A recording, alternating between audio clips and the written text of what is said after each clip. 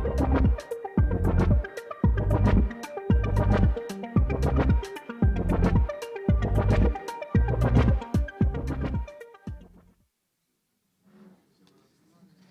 afternoon, welcome back. I'm pleased to note that in the room there are as many people as there were in the morning, so either lunch was good or for any other reason, I am happy to see that you are still here. I hope the same for those who were watching us from remote. I never took an opportunity to thank them for staying close to us.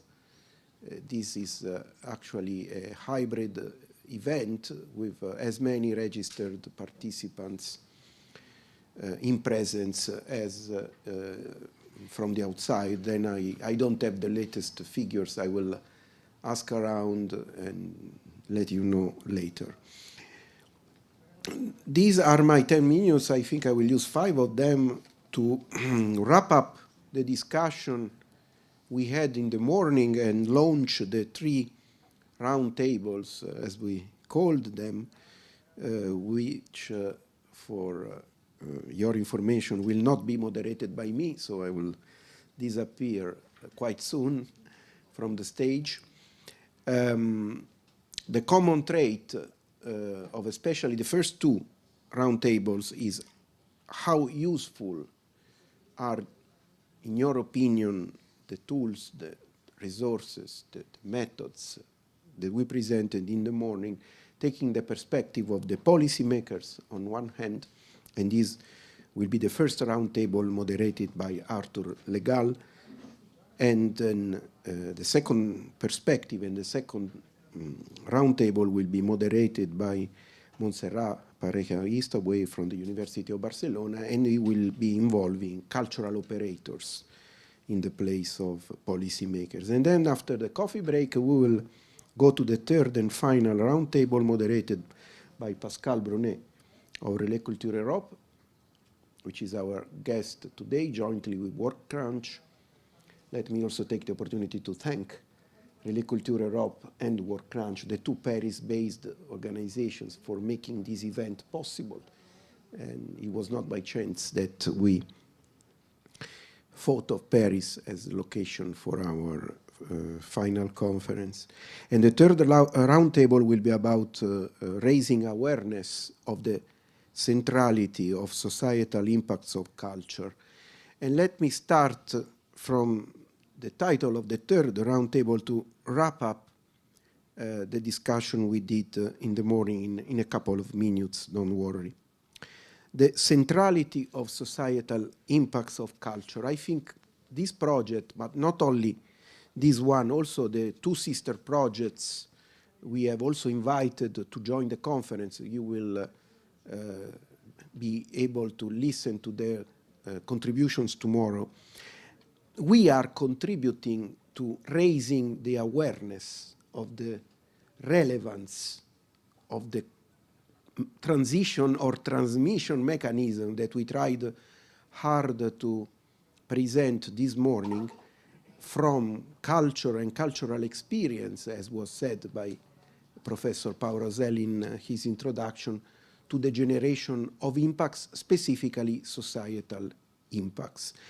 What we could do was to use this project to reinforce the feeling of awareness. And this explains why some of the contents you may have heard in the morning may not be immediately transferable into actionable recommendations.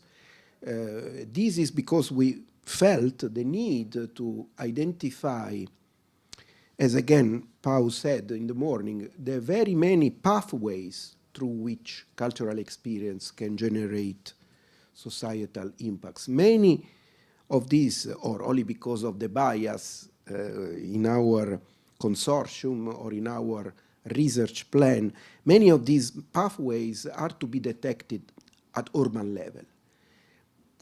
We don't think we are alone in thinking like this, the experience of European capitals of culture, which dates back 30 years and more, and we do have the city of Rijeka in our partnership as a former European capital of culture, and we also have Cluj-Napoca and Athens itself, which was the very first nominated European capital of culture. We think that at urban level, there are better chances of identifying these pathways, and as the mapping done by the University of Barcelona has shown, to spot the most relevant factors which should be taken in consideration when trying to identify the transitions, the way they act, and the enabling or preventing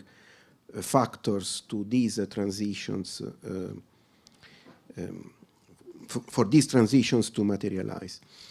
Another nice thing, which is only alluded to, but it may be the startup of a new project, is again proposed by Louis Bonnet in his speech when we presented examples of moving from variables to indicators, and especially from indicators to proxies that we can identify based on the available data or even the existing framework of statistical data collection. This is not satisfactory, at least not for me, because it doesn't give immediate answers in terms of new and original sets of indicators we should track, especially in case we are convinced that some very important pathways do happen in cities and those are worth exploring further, and then we stop because we don't have the data, or we don't have the indicator, or we don't have the engagement of a statistical institution to go further in data collection and indicator representation. So that is just the beginning, but it helps everyone to realize that we are trying to build a framework which may have several aspects of complexity. For sure, it can be improved, but it is something new and which was not evident enough when 3 years ago or 4 years ago we wrote and then started our project.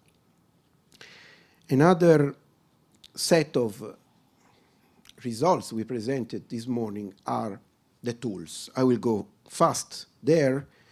The gender analysis results are now stored in an open data set that everybody can access and use for further research.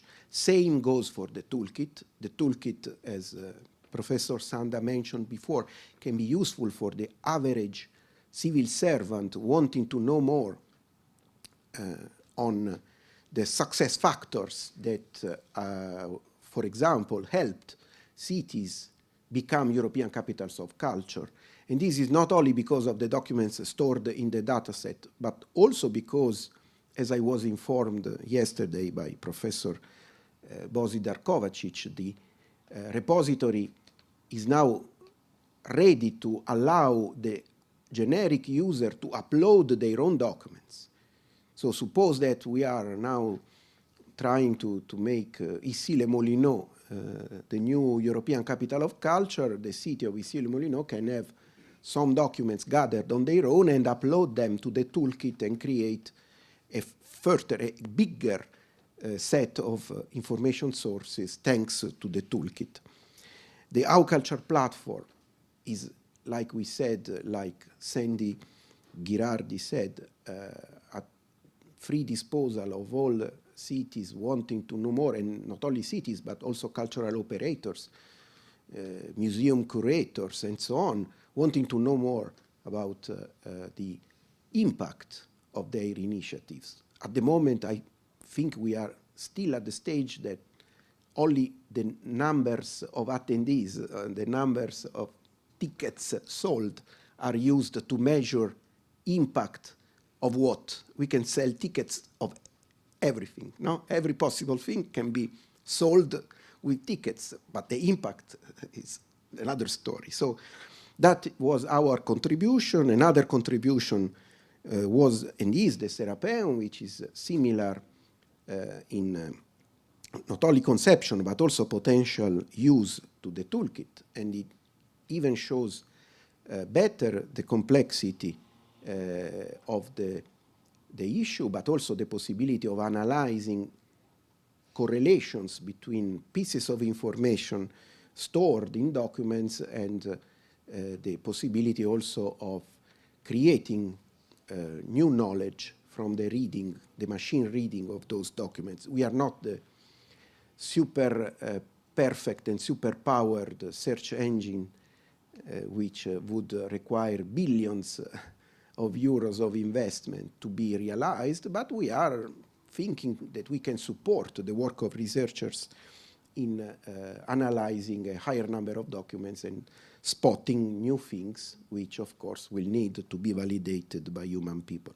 And finally, I don't need to mention how successful Jordi was in his presentation of this dashboard, and the issues that were raised during the discussion bring me back again to the question whether we have enough data and enough knowledge to take stock from existing data in terms of new indicators and in terms of new ways of not only reading, but only measuring the societal impact of culture. We were very polite in organizing this conference, and with this I close, because while the ambitious title of the project, MESOC, you can see it on the banner, is measuring or helping to measure, the title of this conference is Exploring and Assessing.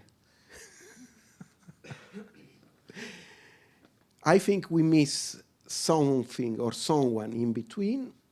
We do have a representative of a national statistical institution in one of our next panels. Before starting this session, I was trying to look for a translation of the word convitato di pietra, but I'm speaking to an Italian speaker, so basically we are probably talking a lot about what national statistical institutions and Eurostat could and should do for the time being. I don't know if, especially the third panel to which you, Annalisa Cicerchia from Istat, will be participating, can open this window. I suspect it will not be easy, also because we tried ourselves and it was not easy. We would have loved having here, I'm not making any name, but think of an important institution based in Paris, and we didn't succeed. So there are pros and cons, but I hope that, especially through the afternoon discussion, we will be able to learn from you and also from the people who will want to make questions, what kind of usage we can possibly do of the resources, tools, and methods we presented in the morning. And having said that, I am happy to leave the floor to Arthur Legal from CHEA. Thanks a lot. Thanks a lot, Francesco. And I also invite my panelists to join me. I think we are three in person here, so there are 3 seats. So I invite you to join me here. And we also have 2 more people online. You can see all the names on the slides as well. So we are also experimenting the hybrid panel, so hopefully everything will work well. So my name is Arthur Legal. I'm director at KEA, which is a Brussels-based consultancy and research center specialized in culture and creative industries. And I have the pleasure to discuss with very interesting persons here.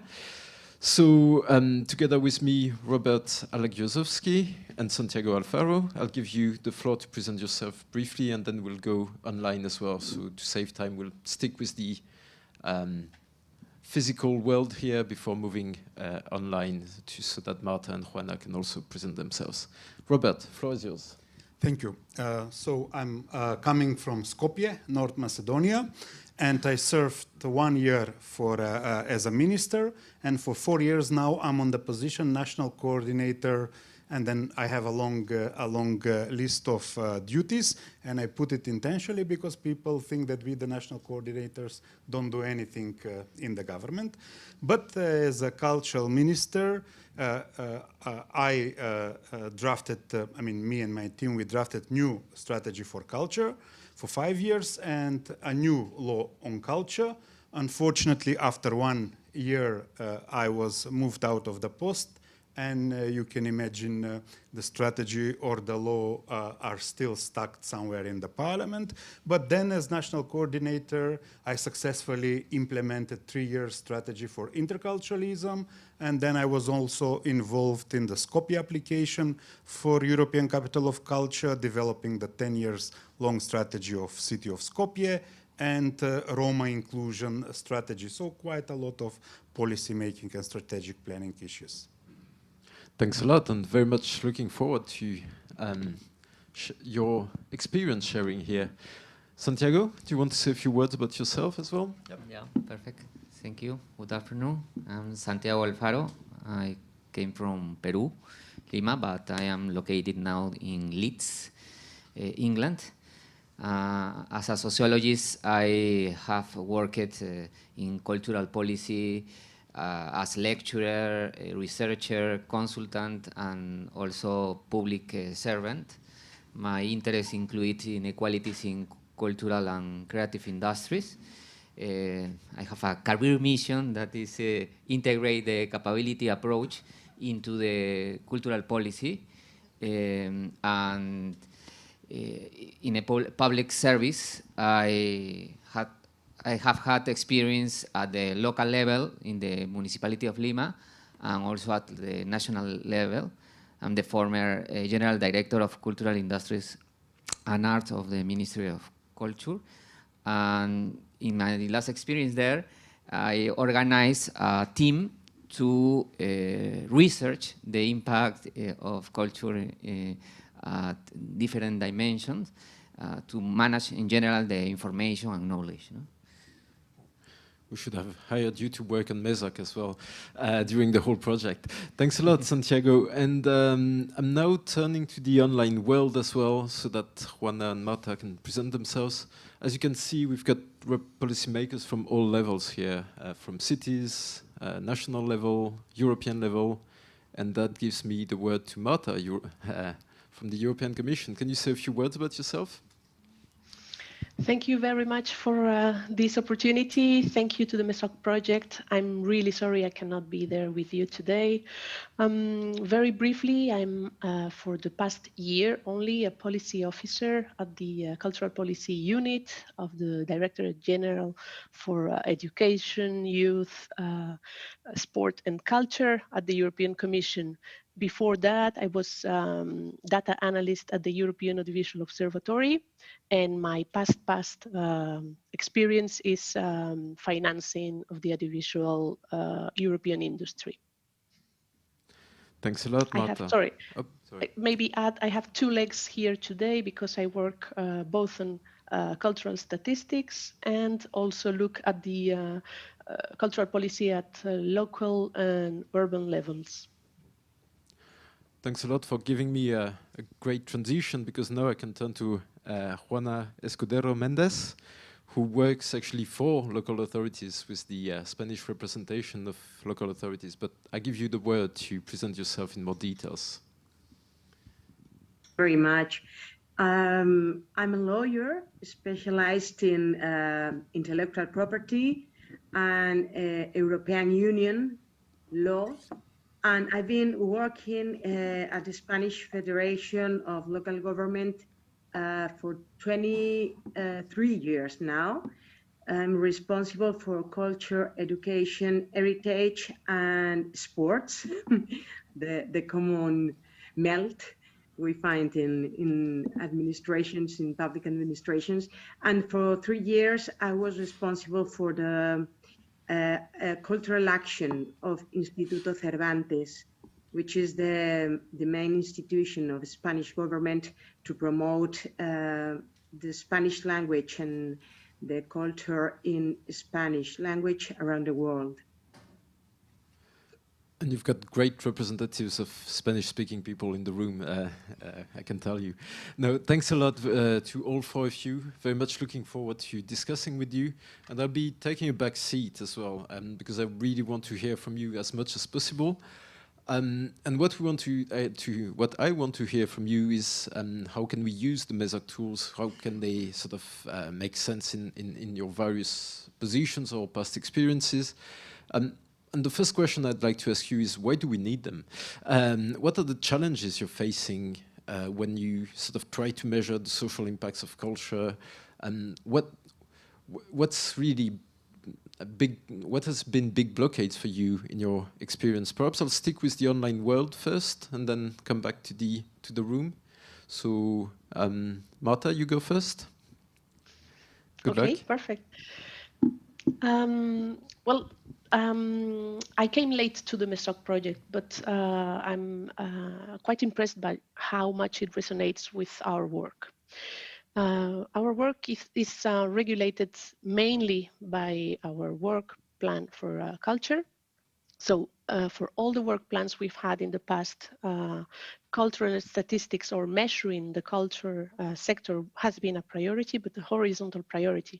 With the new work plan for culture 23-26, it's gone even farther because we have managed to include a specific action on cultural statistics. So for the next years, we will be working in improving the quantity and quality of harmonized, comparable at European level statistics. For that, we will concentrate on two topics which are resonating again here, which are cultural participation and gender statistics. So for now, what we can use to produce evidence-based policy is Eurostat official data, which is harmonized, comparable at European level, and which tackles many dimensions, but mainly economic dimensions of the culture and creative sectors. What we are lacking is filling the gaps from this official data. So filling the gaps not only with non-official data, but also with new indicators, dimensions, etc. So this project, this MESOC project, really comes at a very timely moment in our work. And as many of you know, and some of the partners in the MESOC project were part also of the consortium in charge of our latest project, which was mentioned this morning, measuring the cultural and creative sectors in the EU. It will be presented tomorrow to you. We tried to provide several ways of filling those gaps. And as a follow-up to this project, with Eurostat, we are collaborating in a task force with the member states to, in the framework also of the revision of the NACE codes, trying to take the time to analyze which other elements have to become measurable at European level, how to do it. So we're looking for ways, we're looking for ideas, we're looking at many other projects, not only MESOC, but taxonomy projects and measuring projects at European level. We are very happy that we can take some of the tools from MESOC for this task. Thanks a lot, and I hope we'll be able to help you. Still looking at the online screen, Juana, what do you need from us? And well, what's the need for you to better measure the impact of social impacts of culture? And the same stage we are living right now in the Spanish Federation of Local Governments. We've been for more than a decade right now trying to lead the local governments in their public cultural policies to give response to the cultural rights of citizens, and moreover trying to arise the importance of the societal value and of cultural policies, where we have developed system of indicators for the assessment of the cultural local policies, which pay attention mainly to the capacity of culture to be a tool, to be a mean for social inclusion, fight against inequality, work for gender equality, to promote spaces for socialization and community interaction, to enhance cultural associations, participation of all the citizenship, and the construction of identity. All those fields you have attended in the MESOC project. And the main lack we find is that even if we are developing tools to make it very easy for the local governments here in Spain to evaluate, to auto-evaluate their action, we need experiences from other contexts, from abroad, to compare with and to share knowledge, to share experiences. And for that, MESOC is a great, great toolkit. Thanks a lot. I'm now turning back to the room here. Santiago, do you want to go next? Yep. Perfect. Based on my experience, I can highlight that among others, there are two sort of needs in public policies, especially local ones, to nurture the social value of culture. Firstly, sustaining the impact of culture is necessary to negotiate the annual budget with the municipal administrators. Due to the low social legitimacy of culture, it's important to recognize their value and show it that indicators to the politician and the budget allocators. No? Evidence such as the gathered MESOC project can therefore contribute to having a negotiation instrument to finance the public services. Second need is to link to the evaluation system of cultural policies. Due to the lack teams specialized in managing information and knowledge at the local level, often the report to the impacts of their services is based on coverage indicators. For example, they only use the number of people who has a benefit of a performing arts spectacle. No? As we know, this is an absolutely limited indicator to understand the benefit that can be produced by the cultural policy. For that, this type of projects can not only be a source to support the value of expanding public spending on culture, it also offers criteria and methodologies to measure the quality of spending and to be able to evaluate cultural policies. That we can change the public system at a statistical level using this type of reference. No? Well, that's very interesting. I'll let Robert go next before trying to sum up a bit this discussion. Yeah. Thank you. Well, I come from a country and a region when we have a lot of needs and a lot of lacks. So this means that generally we do have problem with statistics and collecting data in order to create evidence-based policies, as it was said. So this is our first challenge. We do not have data, we do not have researchers, we do not have a knowledge and practices, and then even researchers, human resources, people who are doing that. So all the time, whenever we are creating policies, Our biggest problem is the analysis of the state.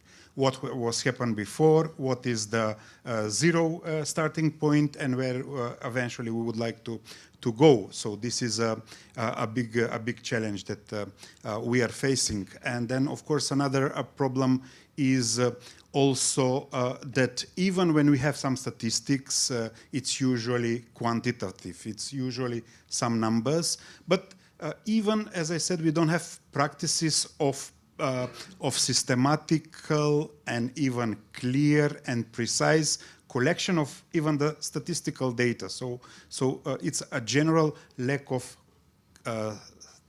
culture of producing facts, let's say, that we can rely on later. And then, of course, it is still very novel, the idea of measuring the social dimension, the social impacts. And on the other side, we are a society that we say that we care so much, not that for the economic aspect, but then for the social aspect. And we still don't know how to say why this is important. So having said that, these projects and this conference I see it as a big opportunity for further developing all these aspects that were meant. Thanks a lot. I think I'll just say a few things here. I think first, it matters a lot what we are doing here. That's probably the one important thing. Second is that we see a broad range of issues here, from technical issues around data collection, around the coherence of the data collected, etc., to issues more linked to knowledge exchange, knowledge sharing, etc., and issues also related to actually carving out the right space for culture in the policy landscape. I think if I try to sum it up in a very quick way. Thanks a lot for this sort of overview of the main challenges and why we need new approaches. And this morning, and also during Francesco's introduction, we had an overview of all things that MESOC has developed, will still develop a bit in the future. So now, how do we use all of that? How can we use them? Is there something that tomorrow, when you get back to your daily work, or the day after tomorrow, because the conference is 2 days, you can directly use in your own work? Or how do you see the usefulness of the tools developed by MESOC? How can you sort of take them on board in your practice? And here, perhaps I'll do the opposite as before, and then start with the room here, and start with Santiago. The MESOC framework contributes to validate a multidimensional model of cultural policy. Currently, there is a dispute over the objective and strategies that the state should to implement in culture. Following the creative economy model, different governments prioritize economical objectives and strategies over others, such as reduce the ethnic inequalities. MESOC offer a theoretical and methodological model to take a more holistic approach to the impact of culture and to displace narrative that tend to emphasize only in economic aspect. No? MESOC metrics also offer is a tool, not only conceptual. It could be useful for local or national government to design their public policies and services. This is important. It is the indicators that define the strategies in cultural policy. If a policy has an indicator to produce social cohesion, the services implement should seek to achieve it. No? For that, the MESOC methodology should be used not only to evaluate projects currently implement, it must to be used to redesign the services, no? Including new indicators, no? Because the indicators is the way to design the public intervention. No? Tell me what you measure and we'll tell you what you want to achieve, is the aphorism that we should repeat. No? Well, yeah, that's a very interesting conclusion here. What you want to measure and then what you want to achieve. Robert, what's your top pick across the MESOC tools? What can you use? How will it help you in your work? Hopefully, it will. Yes, well, I can, at the moment, at least 5 strategies are developed within our national government. So the new strategy for interculturalism, the new strategy for culture, the new strategies for youth, and they're all intersectorial. And then we have achieved as a government methodology how these strategies should be developed. But then, as I said, of course, we have problems with also the teams that are working that are really to design. So I can all of them advise to get connect to the MESOC project teams, to the people, so that they can make these strategies and these plans, these methodologies more up to date and upgraded. So this is a big use. Of course, you know, so whatever we saw in the presentation, it's useful because on the policy level, on the level of the general policies, yes. I'm a national coordinator for interculturalism and social cohesion. So all these values are there in the policies. So we all usually catch up the values. But then, as I said, when we go into more concrete actions, and then when we will come to the level of evaluation, monitoring, reporting, what have we achieved, we always have this problem. So I see what we saw here as an offer of different tools and knowledge and resources. This all is helping us for sure.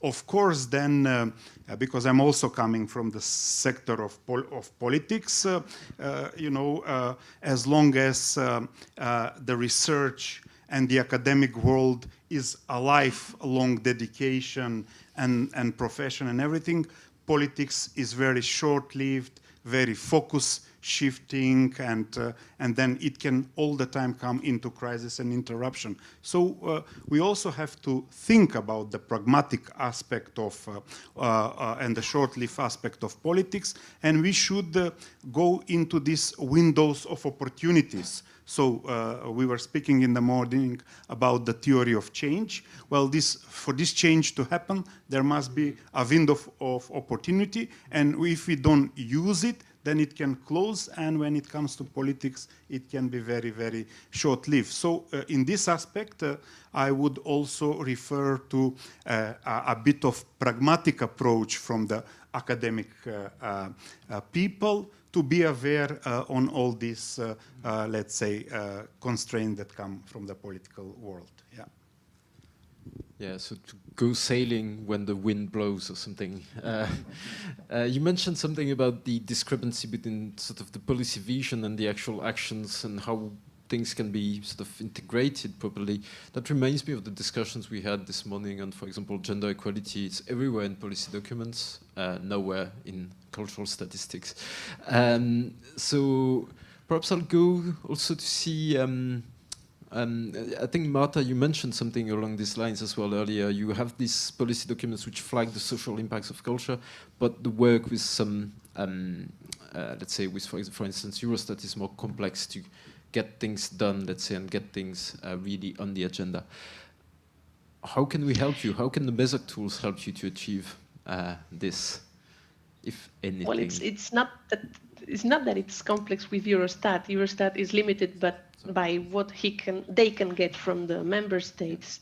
There's only some quantity of data that are compulsory for member states to send and to be compiled by Eurostat, so it's comparable at European level. So of course the basic problem is the lack of data or the non-sufficient use of available data sent at European level so that it can be harmonized by Eurostat. Also, I was saying that Eurostat is mainly working on economic dimensions of the cultural sectors, but they are also experimenting. I'm not sure, but maybe somebody from Eurostat will be there tomorrow. I hope they have the chance to explain also. They are experimented with artificial intelligence, with big data. So they are willing to enlarge, let's say, the scope of their work from cultural sector to creativity as a whole. And also has to be said that they have sex disaggregated data, which they are now putting together in a specific subsection of their website this year. So I think they're really trying, but our needs go beyond the economical aspects, and that's where MESOC comes as a very useful tool. I'm impressed by the quantity of tools that were presented this morning. Of course, we will have to dive in depth for better understanding, because as well as we see that the interest of MESOC of going beyond the lack of data by using indicators that fit the proposed model could be a way to overcome some of the difficulties we have today. But we will need to see if the sample that finally gets collected is representative, and if it's always, from my point of view, if it's comparable at European level. But we are very much expecting this handbook, which was not an expected deliverable, and the recommendations. This is very important for us, but also the use cases, the city examples results, the secret regional European dashboard, all these we can't wait to know more about, because it's the perfect timing for us. Let's go sailing then. I'll continue with this metaphor here. Thanks a lot, Marta. And then I'll turn to Juana. How can you use the MESOC tools? What are the topics for you?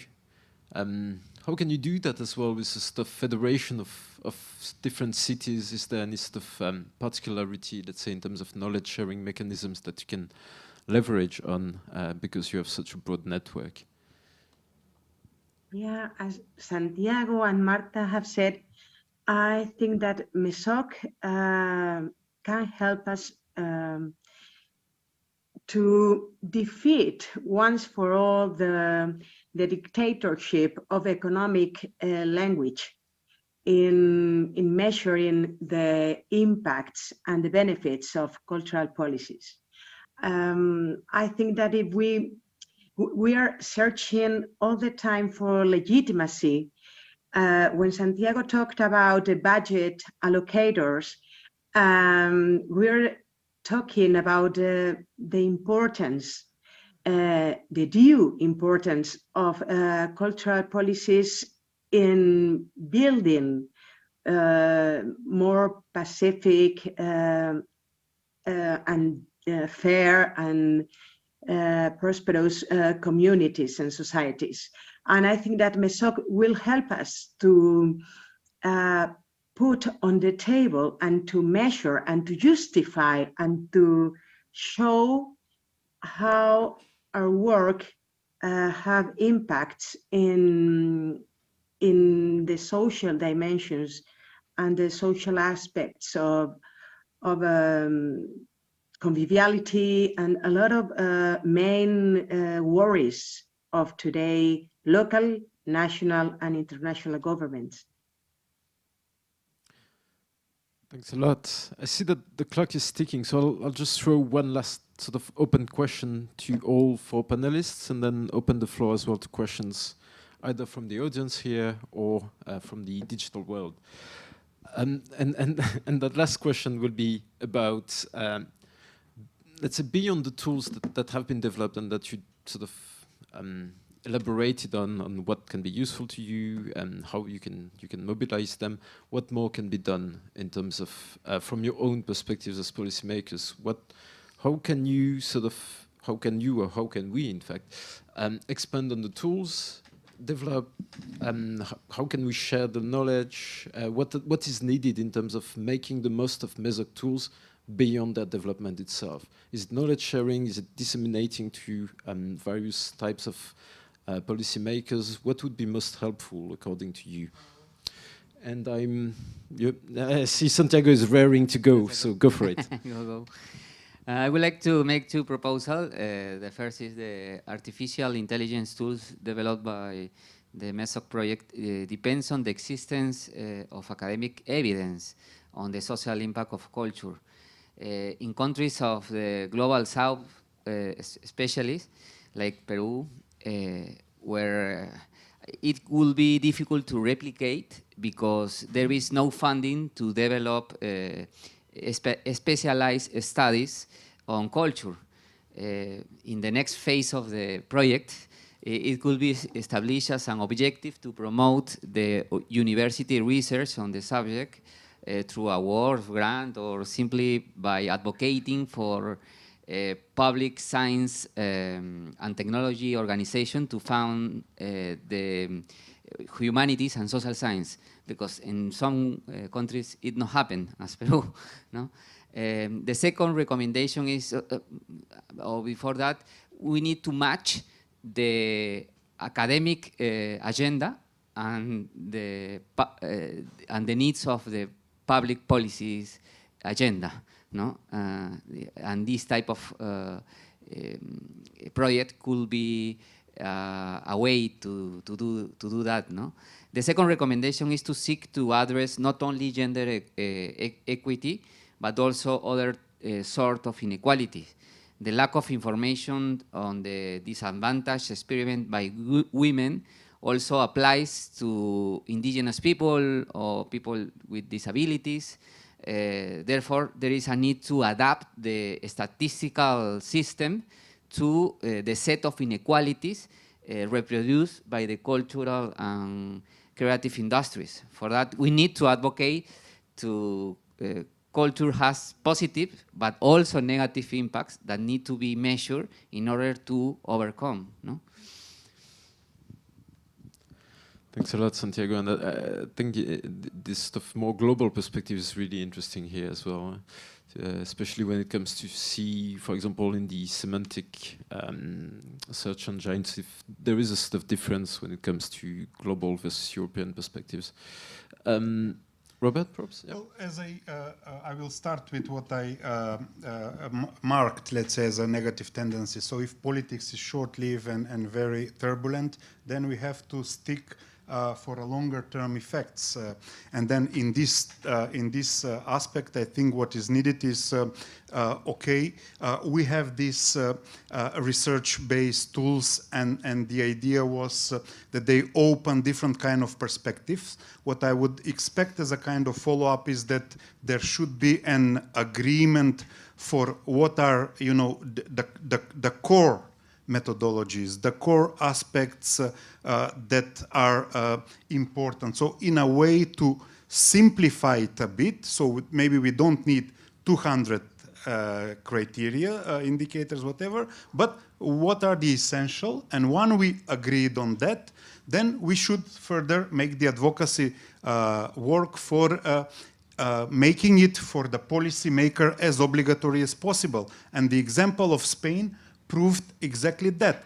As soon as there was a law, it becomes obligatory to do statistics. Otherwise, it depends on the level of development of the certain entities. And even in my work, I feel the same. Like in the Ministry of Education is better, in the Department of European Affairs is better, but in other are not. As soon as they are obligatory through conventions, through declarations, through even national or European-based acts, they would be better spread.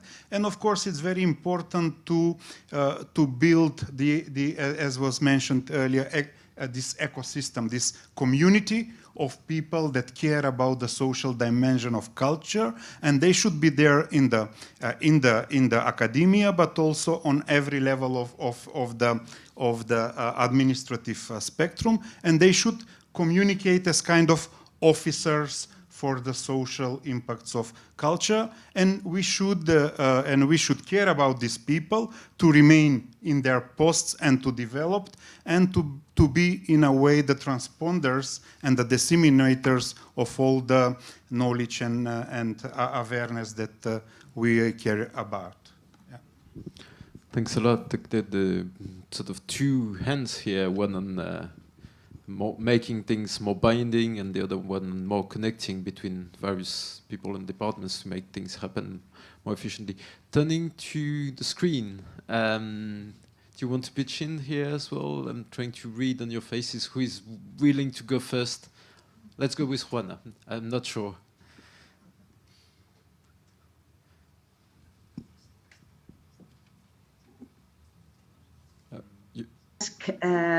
MESOC project to be is a very long living project. I think we need it. We need to feed it and maintain it. This project along the time to help the policymakers and the cultural workers in public and private sectors and reinforce the importance of social impact of culture action. I think that's the main pray I have for this project. Thanks a lot, Juana. Now turning to Marta, and then I will open the floor to the public afterwards. Marta, go ahead. Also very quickly, my wish for the MESOC project would be to have a chance to look into the digital cultural participation and correlation between the online and the offline participation in culture. The digital weight in the consumption of culture is more than evident now, and we are completely lost. We just tried with the measuring the CCS in the EU project, a new methodology that was tested, but it was extremely limited. So I would kindly ask to go into that direction. And as a final note, to have cultural policies that better include the social dimension of culture, that are more diverse, that are more equitable. We believe that we need to start from the local. We need to go bottom up. It cannot come from top, and we need to collect and have all the diversity of the different cities, regions in Europe represented in our European policy. Thanks a lot to all four of you. Are there any questions from the audience? Yeah.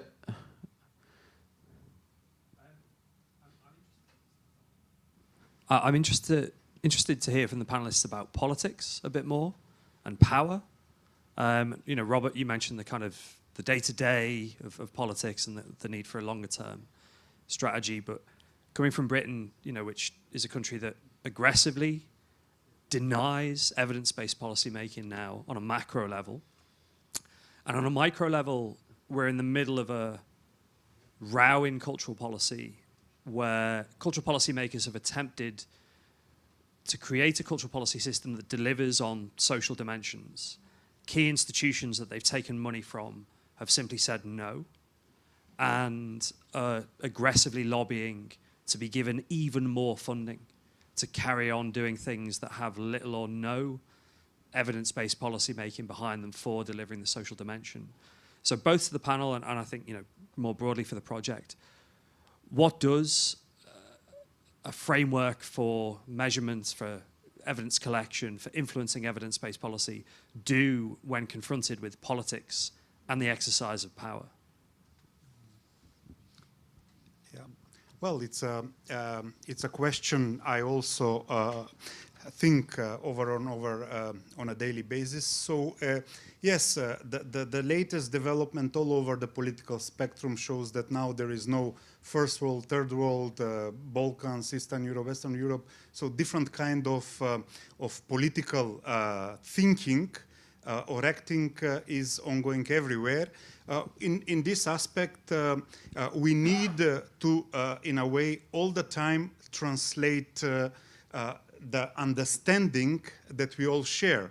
So there is, no doubt that we all share the same understanding that culture is a heavy important social dimension, but then we need to translate into the language that, the policymakers and then on the top level, the politicians are also speaking, which means that, let's say, during the pandemics, we saw the importance of culture with our senses, so it was proven. But should we wait for a big crisis in order to prove that? I think that the political spectrum is agonistic, and in this aspect, this window of opportunity that I was speaking about can come either through a pressure group, through a pressure language. So the fact that there are only 4 women elected as mayors in 130 Skopje, Republic of North Macedonia municipalities, spoke a lot, and that's why at the moment the gender agenda is high on the level. Or it should be a kind of seductive, not to say corruptive, to politics. So you say there is a quantum of votes waiting there, and if we move our policies to social inclusion, to ethnic and other inequalities distribution, we can have these voters. In the euphemistic language, this is citizens. So we carry for the marginal citizens. So in this kind of agonistic languages, we have to find this window of opportunity for our changes. So this is my experience with Balkan politics. Sorry. Thanks a lot. You want to pitch in? Yeah. Yes, I believe that such metrics and methodologies should always be discussed with citizens through participatory process, and the great challenges of including the social dimension of culture in the future is to make decisions together with the beneficiaries, of the policies. This contributes to the sustainability of evidence-based policy. This is a way. And the other way, in my experience is propose new laws, because laws in the Congress create windows of opportunity to negotiate with the ministries of economy. We, for example, propose a reduction of tax for books, but for the framework, neoliberal framework of the Ministry of Economy, they say, no, it's impossible. But we negotiate, and finally, the Ministry of Economy give us a big budget to implement cultural policies for the published sector, and we decide to not fight for some tax reduce. And in this negotiation, finally, the budget for that sector was multiplied for 4 times, and I think that is a way, Yeah, I would Tony, go ahead, and then I think that's going to be the last question because we are running out of time. Go ahead, well, Tony. Sorry, yes, it's more than a question; it's a consideration, yep. And it has to do with your comment. I believe that we have to give to science what is science, and give to politics what is to politics. This is very schematic, but my idea is what can MESOC provide in a context of polycrisis, global democratization, is, I think, it's a contribution of introducing more rationality in the designing and framing of public policies. And this allows to set the field in better conditions for cultural confrontation. Cultural confrontation, and basically, it sets the field better for forces that, social, cultural, and political forces who approach our reality from a democratic perspective. So basically, that is a challenge for the academy, the investigators, but as citizens, So I believe, frankly, that we're in a very difficult position. I think the future years are going to be especially hostile to advances in terms of freedom, liberty, and justice. And providing evidence introduces rationality. Rationality situates us in a better position for the fight. Thanks a lot, Tony. I think we are running out of time, unfortunately, but I think we could have continued the discussion for quite a while. I would just simply say a few things to wrap it up, but I think we heard lots of calls here for evidence, for this kind of battle of evidence that contributes to agenda shaping, to agenda, to placing things on the policy agenda. MESOC can provide some of that, but I think we heard quite clearly as well the needs to go further. So it's not only us; it's also part of a wider landscape of projects, research that can feed into this policy agenda. I think we heard quite a lot as well around the importance of developing the tools, perhaps even further. Let's see how far we can go ourselves, how far others will go, to actually. Let's say, go to the level where we can actually put forward indicators, real solutions that directly feed into the policy process, the decision-making processes, and that is certainly the next frontier for the MESOC tools. I would like to finally say that I think we are all a bit between convinced, but I think we see MESOC as a way to carve out a greater role for culture in the whole policy landscape, and that the work done by the project can help to achieve that. That would be my conclusion. Are there any last words that should be said? Maybe giving a bit of the words to the online world, because it's more difficult to get you to pitch in for direct interventions from the audience. So perhaps I'll give you a bit the floor for any last words you'd like to say, Juana and Marta. From my side, best of luck and waiting for the outputs. Juana?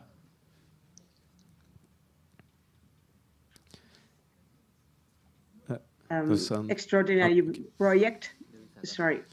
Okay. No, it's working. Thank you very much for this event, for the project as a whole, and we will keep looking forward to knowing more about your publications and about all the outcomes you want to share. Thank you very much. Thank you so much for joining. Thank you all the panelists for your great contributions, your insights, and looking forward to keep exchanging with you here on site and with the participants online. Take care. Have a great rest of the day. And for those here, let's keep talking, exchanging, and leave the space for the next panels. Thank you very much.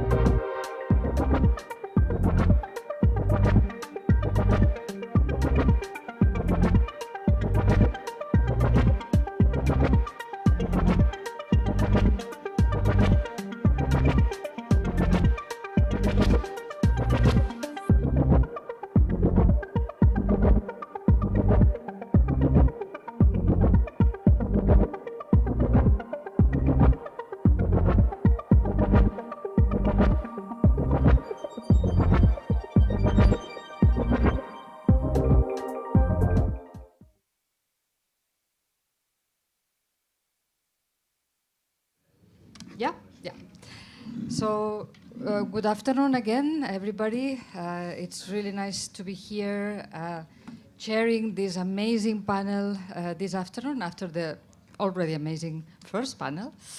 My name is Montserrat Pareja Istaway. I work at the University of Barcelona. I am sort of side member of the MESOC Barcelona team, and I'm also involved in another European project on creative and cultural industries and global production networks. So I'm sort of familiar with the idea of measuring, understanding, and understanding mostly the challenges of creative and cultural industries, the ones that they are facing right now. So our panel, as you can see, is a bit different from what we had before. We moved from policymaking to cultural operators. So we moved from the arena of sort of using the methodology, the outputs, and everything that has been produced by MESOC in order to create better policies to those that are definitely in the field and that they live their daily life confronting with people, citizens, those that somebody said, citizens, artists, cultural projects. So we wanted to know their saying, or her saying, as we say in Spanish right now, everybody's feminine. So yeah, they're saying on the MESOC findings. So I will do as Arthur. I will take a step backwards, and I just want to thank all of them. And I want to say that they were very efficient in providing presentations, and I've been the tough woman saying no presentations today. So I apologize for that, but I think that the flow will work better if we don't have any presentation. So I will start from my right, and I will ask them to introduce themselves, saying from where you are and what do you do. So also presenting the project right now? Briefly. So my name is Edwin Liveric. I'm director of the Croatian Cultural Center in Rijeka, HKD, known as HKD. Hello, everyone. I'm Eva Riccio. I'm head of international cooperation for La Friche Label de Mai in Marseille. Hello, I'm Cornelia Kish from Culture Action Europe, which is a European cultural network based in Brussels. But with my other hat, I'm also here to represent the Culture for Health project, which we will talk later about. Wonderful. So you can see that we have a network, 2 locations. Well, I will start like Arthur did. So do you find that interesting? Do you think that you can, considering your needs, your challenges, your, as I said before, your daily life in the field, do you think that MESOC can contribute to improve your doing, to improve your work?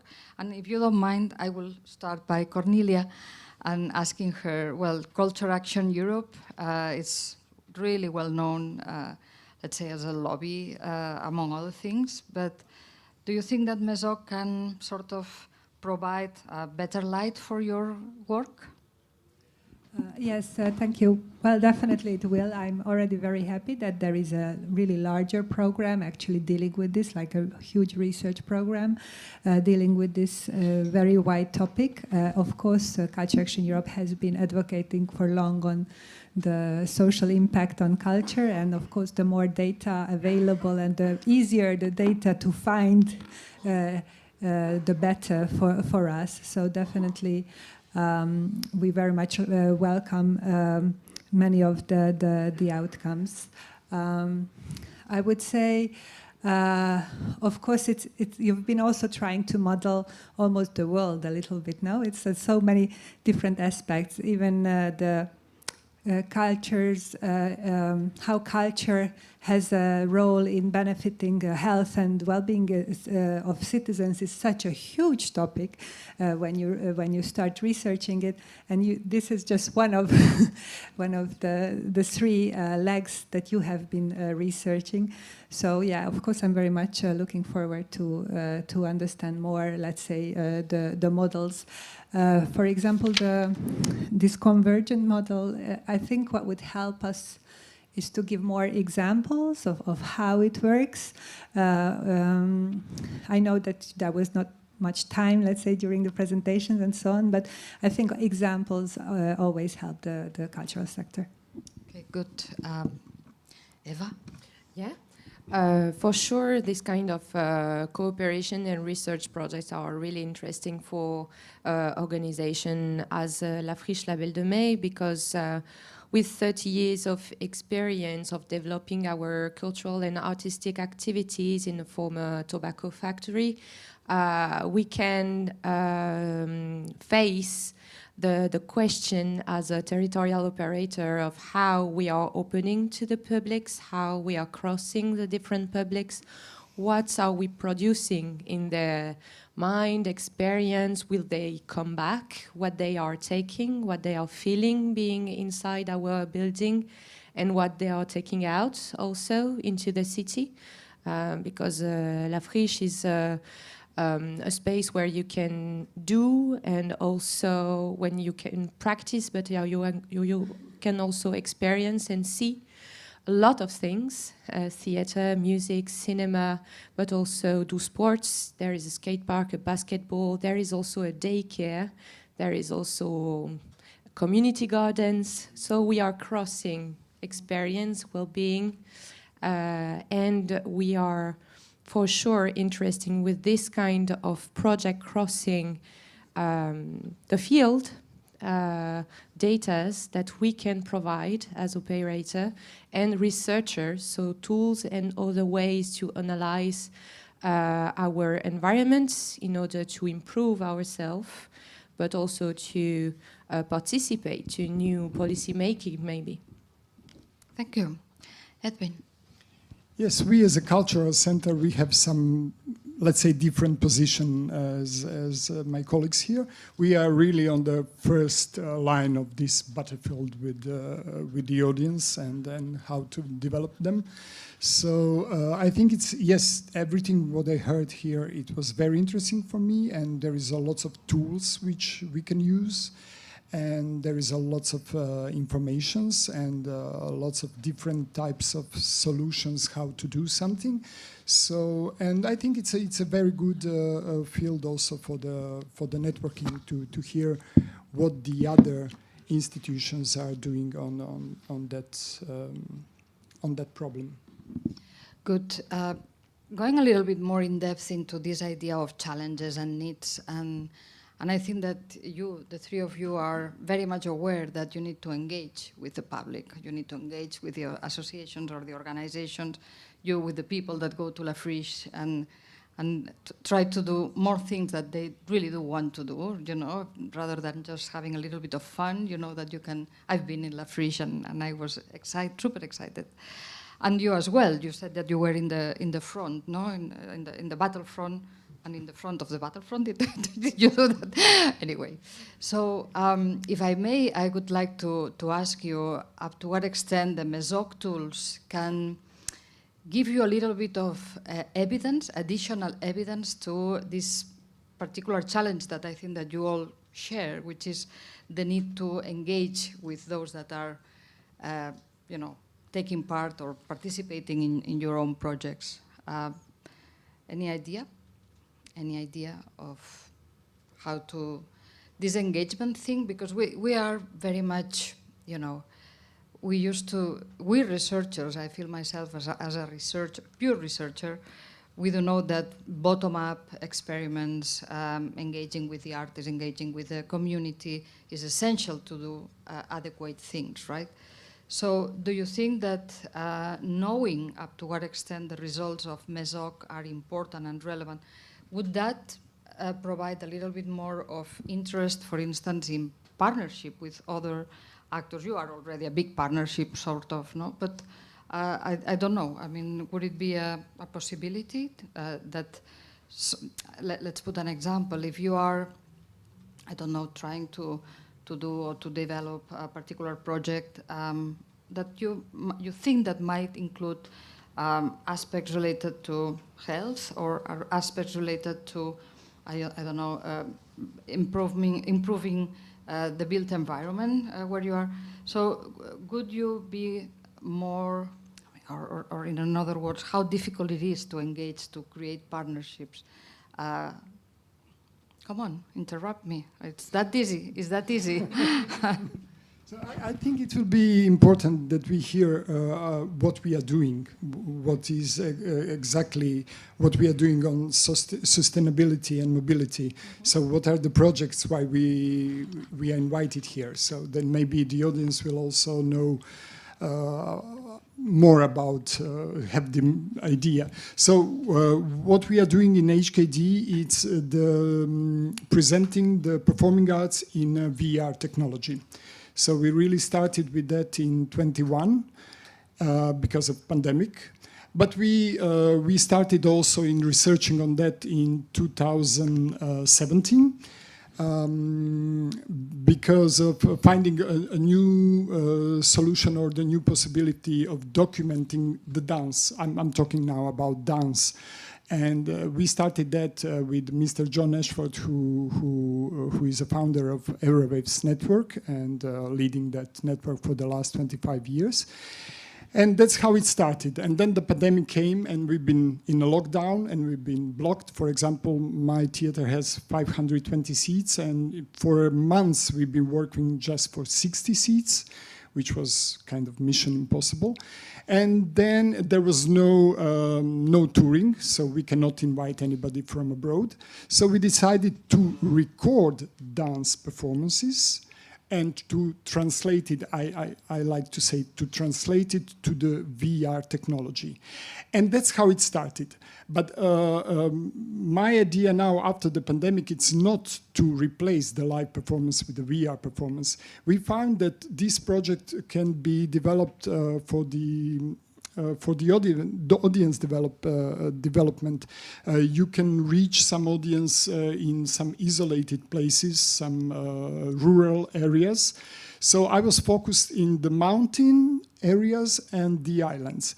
And that's how the project started. So now I have five more partners from Greece, Italy, Portugal, Ireland and Croatia, and we just apply with a project called Highlands and Islands. And our idea is to go with the performances on the islands and on the small places in the mountain areas which are isolated, and they don't have a capacity or infrastructure to present the performance.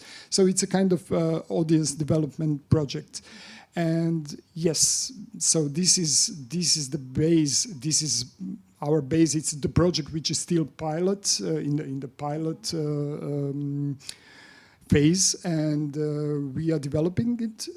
But I think it's gonna grow more and more because we found it's not the VR. It's not about just about documenting performing arts. It's also about reach some places which cannot have performances. Mm-hmm. Yeah.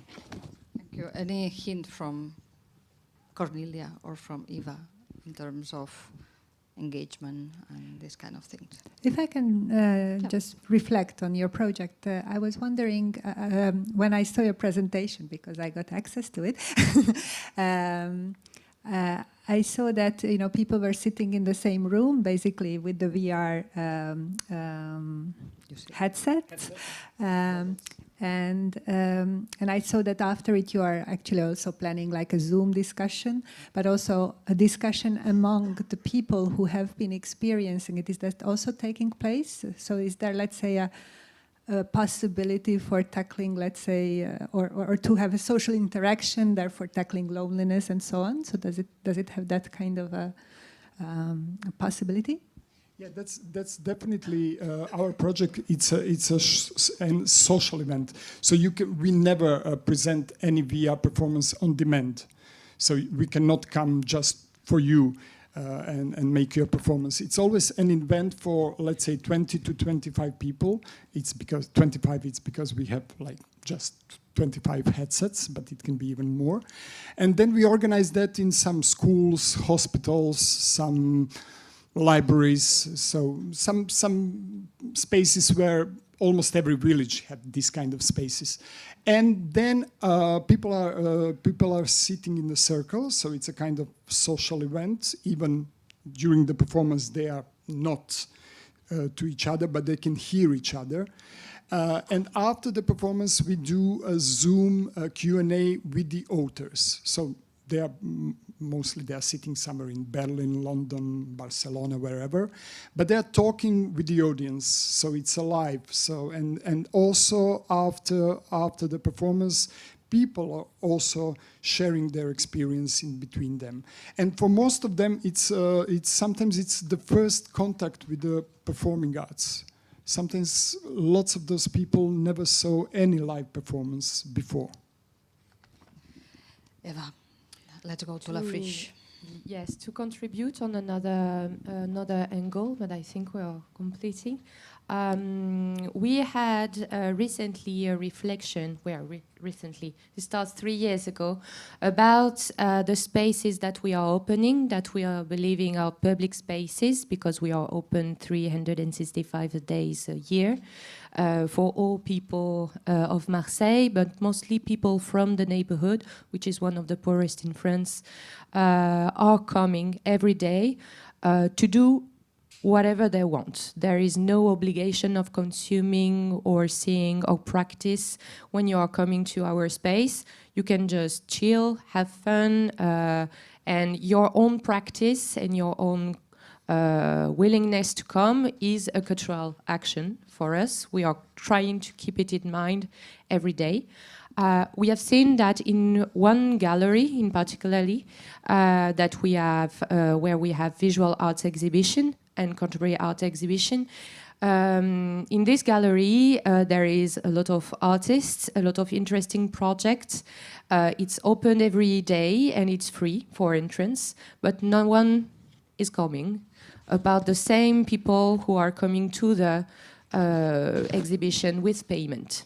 So what we do is that we reflect of maybe not questioning the arts or the artist or the curator, but questioning the process of programming this space, and was born a really participatory project, which is still experimenting. We are always experimenting.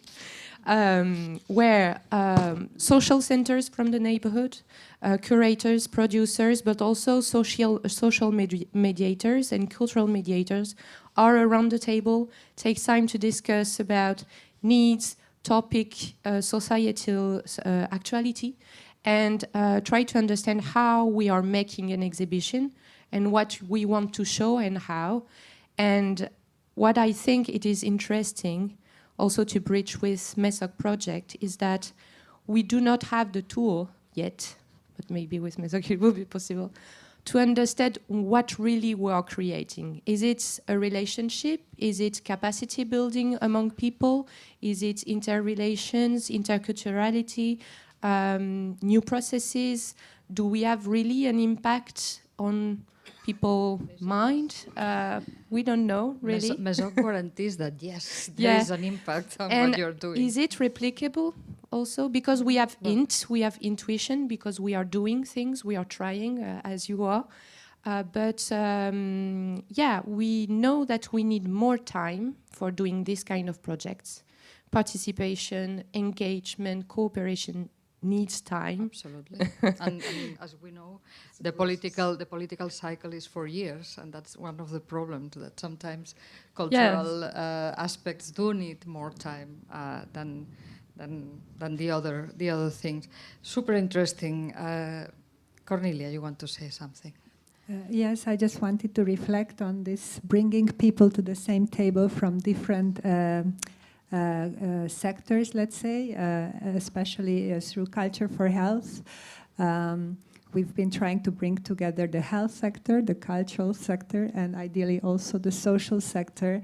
And basically, one of the learnings or what people are telling us is actually there is even a language problem of like not understanding each other. And also, of course, you have to learn the language of the other side. And because of that, as you were also saying, the processes take much longer. And actually, that's one of the issues in this specific field of arts, health, and well-being, is that in order to co-design a project, you need at least minimum half a year because of this language problem and because this understanding the other side. While, for example, doctors would like to tell about the conditions of the people that the artist would engage in, the artist, of course, also has a lot to offer through their artistic practices and through their techniques that they are engaging with the other people. So it actually has to be an equal level conversation between the sectors, and that's very, very important. And this takes time, and unfortunately, currently with these project-based funding mechanism that is often happening in the cultural sector, this time of co-designing is not well, it's usually not funded, and actually nobody has time really. You can't ask an artist for half a year to just talk to a medical doctor for free. Yeah. That's not desirable. Super interesting. I think that I will go to you in a minute. I think that this is one of the issues that we face when we start a project with different people, different backgrounds, different disciplines. You know, you need to build your own language, and that takes time. And if you do not get funded for that, who will pay, you know, time and attention to what you are requiring? Very, very interesting, the language problem, but not the language English or French or no. I totally understand. Before going to my colleague here on the right, I think that there is an issue that we were talking about that this morning, and I think that it is worth to put it again on the table, which is this idea of creating communities of practice, which means, okay, let's be all together with our own experience, with our own background, and let's try to solve things together. No? And I think that MESOC is an example of a community of practice, no? Because it somehow it has a common challenge, which in this case was how to measure the social impact of culture, and people came into the fore from statistical background or artificial intelligence or economics or whatever, and we tried to provide interesting tools for that. I think that Edwin wanted to say something, or not? No, not really. Huh? I thought that you wanted to. You get this feeling. Okay, I had it. Okay, so if we move into another, I don't know how we are. Yeah, we are fantastic. If we move into another level or another topic, I would like to ask you, what do you think would be the most difficult part in your different tasks? No, I mean, usually what I ask when I am in this situation, I say, well, what doesn't let you sleep well at night?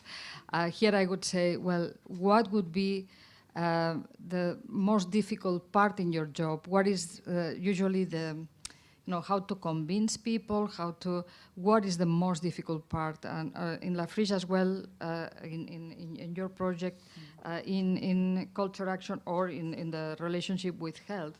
So it is definitely a question of money, it's a question of interest, it's a question that we do not have the time or whatever to express how important this is for the well-being. And so what is the most difficult part in your jobs? And now I go to you, straight to you. What is the most difficult part? So I'm just thinking, I think it's not always the problem, it's money. But in this case, my opinion or my experience was that the money was not a problem, because we applied first on the Perform Europe project, which was a project under the EU funds called Creative Europe. And these funds were opened during the pandemic because of sustainability and mobility and all this green Europe plan.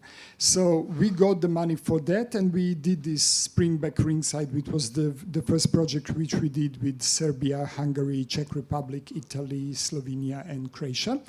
And now we continue again with the Ringside, which will be this project, Highlands and Islands, which we applied on Creative Europe again. And I think we will get it. I'm quite sure that we will get it. So this is not the problem. The problem is to convince the people, all the community, all the decision makers about your project. So I have experienced then after the 2 years we are working on that, and we are kind of a case study in performing arts faculties all around the Europe. Still, in my city, people don't know what we are doing. Still, people in the city who are sitting in this position, they don't know what we are doing. So, but okay, this is, I think, it needs time. It needs time that it's a new technology. We are still developing it, but I see lots of potential on it. To be honest, just a short jump to back. I was really not in the technology. I came from the performing art. I'm an actor and ex-dancer and director, so I was not so much in the VR. And when I saw it first time in 2017, the technology was still not so developed, and I was not really a fan of it. But now when I see what is the possibility in this audience development program, so that you can reach people who are in the hospitals, in the prisons, in the isolated places like islands and these small villages in the mountain area, I see the big possibility in it. So I think the project will develop, and also the partners on the other countries will spread this information, and I think it can be the big thing. Yeah. Cornelia, or Eva, as you wish. Well, actually, maybe in my work, usually it's actually the time that is that is always the issue, because actually, especially in advocacy, the more you are, the more you can convince decision makers. And if you get bounced back from one decision maker, you try another one. And we also see that that maybe it's not the health sector that we have to convince first. Maybe it's actually the politician that we have to convince first, who then actually creates a space to bring together people at the same table. And then there are very interesting, and well, of course, once you have if you don't have time, I must say funding could help, because if with funding you can pay more people, therefore that's definitely something to do with. But just to take a step back of, let's say, how MESOC can help, I'm also realizing during this morning that we have been working on a little bit similar things, especially on in the part of how arts contributes to health and well-being. Probably many of the databases we have researched, you have also researched and are probably in your documentary repository. So we just came out with the Culture for Health report in December 2022. So it's really fresh, and we have identified over 6,000 scientific studies on how arts contributes to health and well-being, and 310 was included in this Culture for Health report, which you can find on the cultureforhealth.eu website. And actually, one of the things that I saw during the presentation of Serapeum, what I really astonished me, and that looked very nice, that if you put in the question, you had this drop-down question of what policy measures could enhance the social well-being, social impact of culture, and then you had all that whole list as an answer from various studies. That actually will be super interesting to look at, because it of course helps us in the advocacy world. So absolutely good. So good. I was writing down enablers, transitional variables, because at the end of the day, that's what provides a lot of elements for new arguments or new aspects to convince those that are hard to convince. Eva.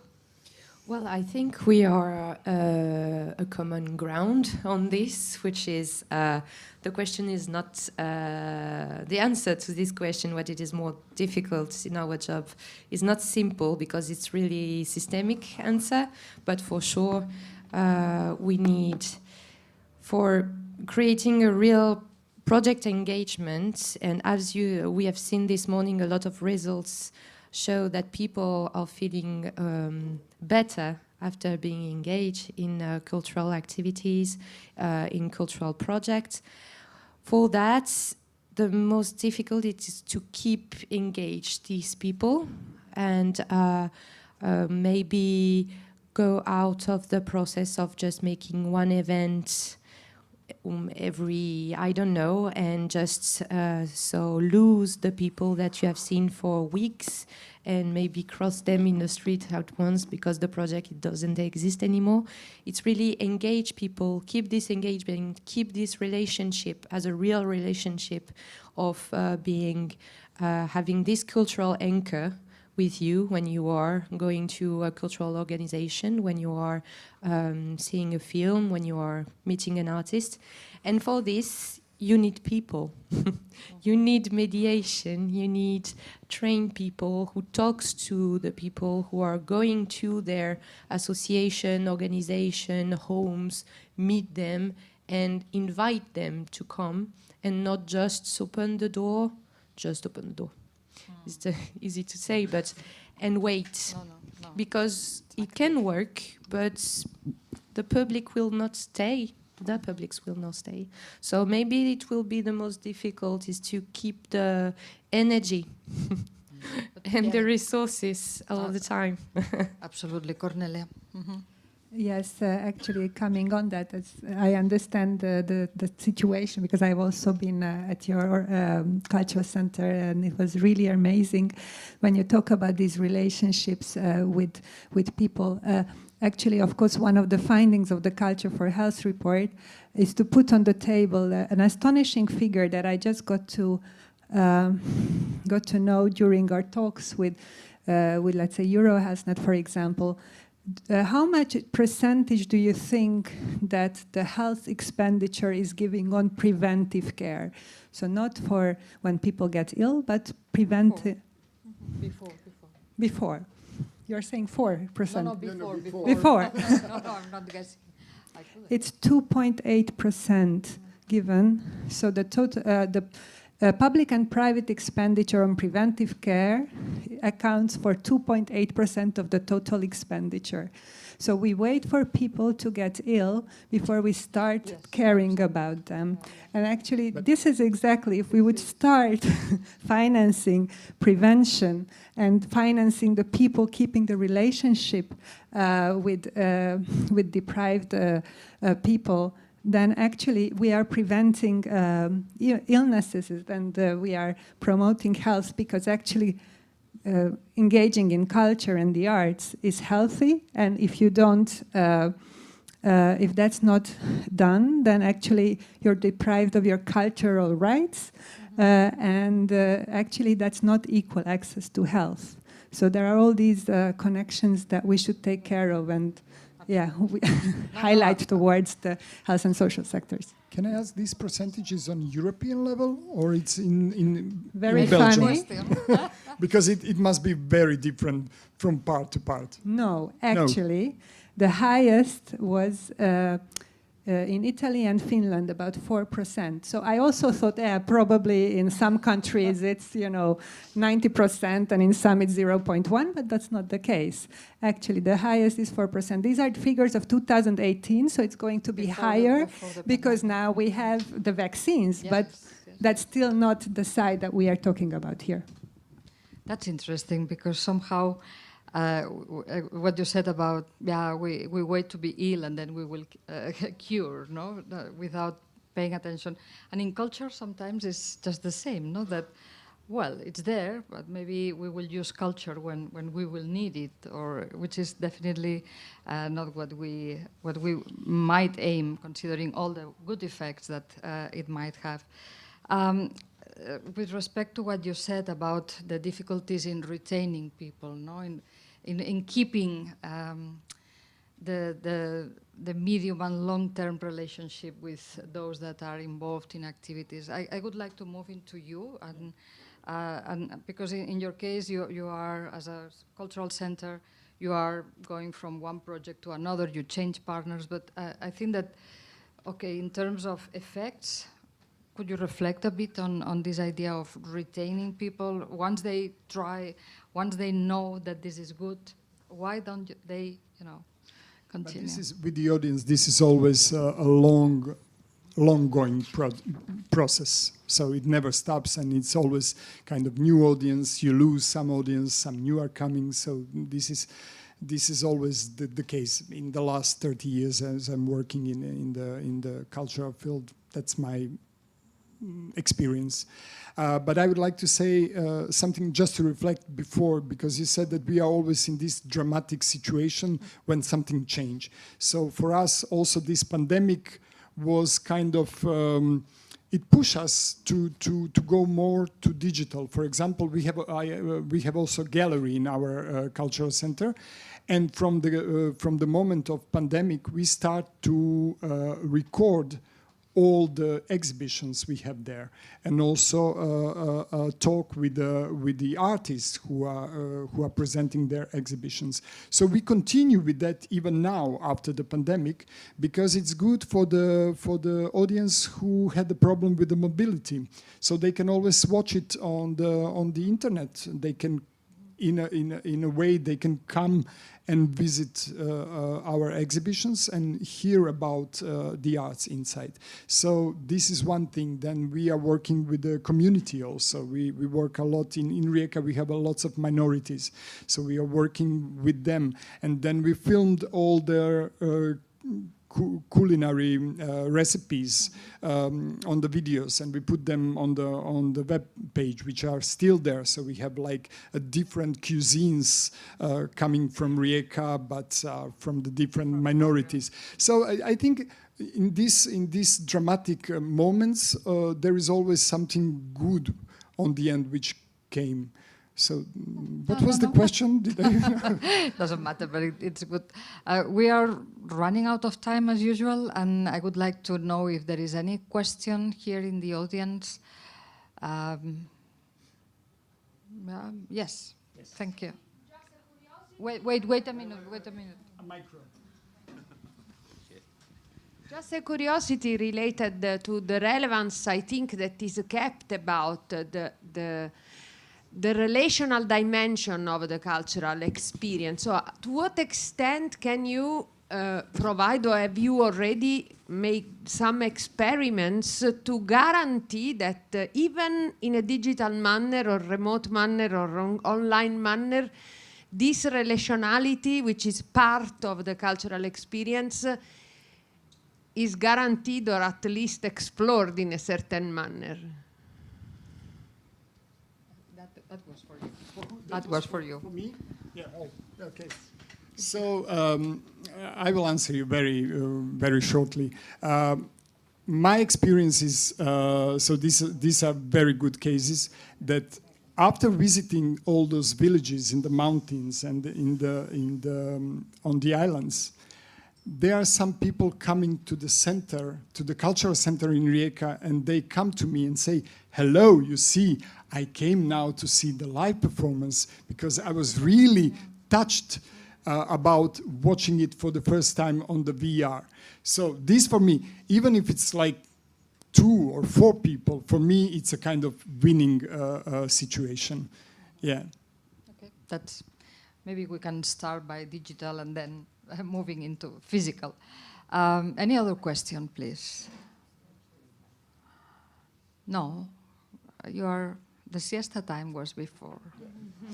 After lunch. After lunch. Cornelia. Maybe I can step in. Of course, once we talk, things come up. So of course, actually, the COVID-19 has also given us opportunities. To be honest, in that sense, that I think politicians are more open and more receptive to this. There could be a mental health crisis here, and actually also figures are showing it that more than 85 million citizens in the EU were affected by mental health problems before the COVID-19 pandemic, and this of course exacerbated it. And currently, most probably, it's even has a worse figure. And so we are actually currently in a crisis. So WHO came up with alarming signals before the pandemic on this. Which could be, due to a lot of factors. Also, maybe a bit of digital or attention, too much attention switching issue. And also, for example, the use of antidepressants increased by nearly 2.5 times from 2000 to 2020. So in 20 years, 2.5 times more times antidepressants are used. And the question is that really the only way, or could culture be complementary to other treatments? This is also some of the things that are highlighted. I would also like to say, if you will use digital, so that's my opinion, try to make it in a social way. Try not to make it as a game industry, so to isolate people. So that's always what we are doing. We never present VR performance for one person. It's always a social event. So it's important because of the mental health that these people are gathering together, that they are talking after that they are dancing maybe after the performance. They have some event with that. So that's my message. Good, Eva. Yeah, on the same line, I think also what we have to keep in mind is when you are thinking about social use of these kind of tools, is really to integrate publics and audience and people are as a part of the cultural programmation, as a cultural activity. And when you are talking about cuisine, you are talking about sports, you're talking about drawing, you are talking about reading. We can ask to people what they like before making a creation, maybe, or having a dialogue, doing together. It's not exactly the same position because, for example, I was in a project where digital have been put afterwards for a solution to the pandemic, and we lost everyone. No one came, and at the time we made it illegally. A meeting point, illegal, in a cinema during the pandemic. 20 people came. And so, because they wanted this social meeting, this social experience, and real meeting with movies, with programmators, with artists, with directors. And whereas they had all the platforms and videos at home, they came after, because there is this dialogue between the practices, between the people and the public as a part of the cultural ecosystem, not only as the consumer or the last branch, the last chain of this sector. Good. I think that we are running 1 minute out of time. I just want. Honestly, it's very difficult to summarize because we had seen many insights which are definitely connected with the MESOC project. I think that it was good to hear that MESOC can sort of contribute to the list of arguments that you can use in political terms. It is good to know that trying to find a common language is something that is fundamental in order to progress. And it is also nice to see that despite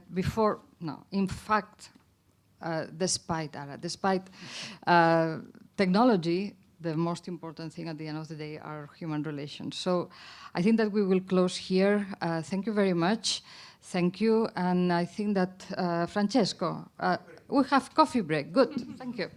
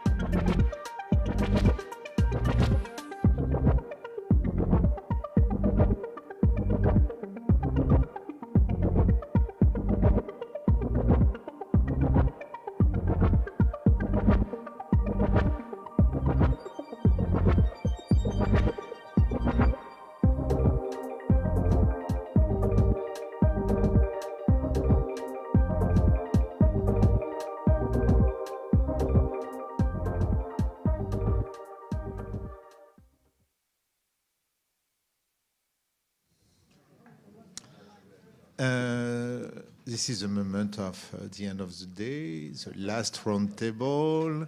You are tired, certainly.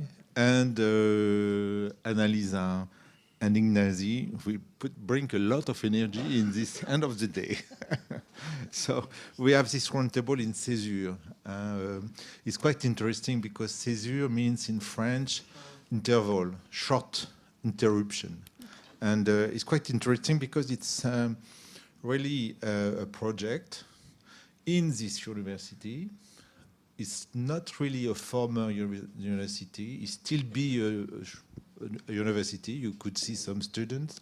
But this university is undergoing major transformation. So normally this university has to be closed for 2 years.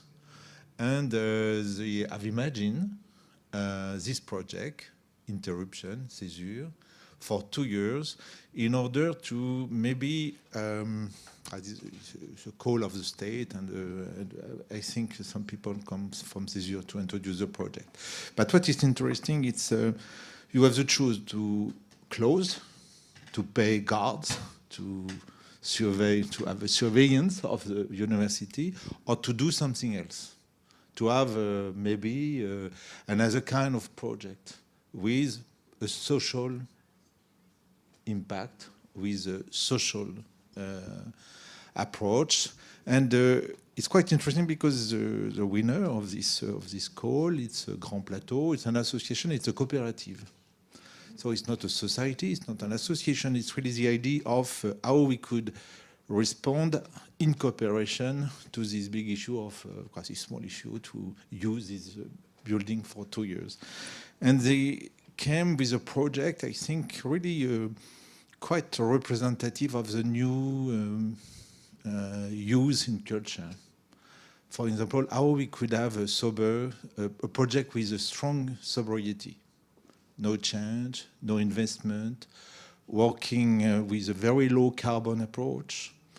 How we could have a use really open to the city. A university is open, but not really open to the city. But really to have a kind of hybrid space between a use of university, but also open to the citizens and open to a lot of creators, a lot of handcrafter, where you have a lot of person, 120 small entrepreneurs in culture are involved in this project. So I think it's quite interesting when we are talking about social impact to be, it's why we have proposed to be here at the end. And it's really to have this talk between us in maybe connected with this new use of culture, but maybe also this new approach of social impact of culture. So, in the same time, we have to look, this is a very local, but we have to look at the European level because it's the idea of this roundtable to approach. So what we could see at the European level, first, certainly after the pandemic, a quite important observation of the change in the field of culture. We don't know exactly which kind of change we have, but we could see that the audience have changed. If you go to the cinema, you don't have exactly the same audience. We don't know exactly if it's a césure, an interruption, or if it's a long-term evolution, a long-term restructuration of the access to culture. We could see a lot of transformation regarding also, if I look at the situation in France, you have, for example, we talk about dance in the roundtable before, we have 200 companies of contemporary dance around Paris. And we know that 100 has to disappear in the 5 years because the lack of money in the public policies, quite a lot of transformation. So you have this situation in the field of culture, and at the European level, I think it's quite important to see that we have quite a lot of approach regarding this situation. And in the same time, for the cultural sector, we have to see also the European policy not about what we imagine they are, but really to look at what they are. And what they are it's a kind of transitional agenda. 30% of the budget is dedicated to the Green Deal. So it's really an agenda of decarbonation, really clearly an agenda of decarbonation. It's not exactly an agenda of ecology, it's a more decarbonation agenda, but it's concerned quite a lot the cultural sector, how we could decarbonate the field of culture. But it's also an interrogation to the cultural sector. Could we be a kind of driver of this transition? And I think it's certainly something at the European level where we are waiting the cultural sector to be a driver of the transition. There is another kind of agenda. It's a digital agenda with quite a lot of, we talk a lot about data today, but we have a lot of new regulation, something to protect, something to maybe to think how Europe could be another place, another kind of space regarding this new use of digital tools. And the last one is about the social inclusion, because we could see that all this transition could be, or could provoke a lot of social catastrophes, social really difficulties, new social difficulties. People able to be in the transition and people not in the transition and very far from this transition. And the last agenda for culture is really to think about I think it's quite a strong interrogation for Europe, and we will see as a former MP, what do you think about?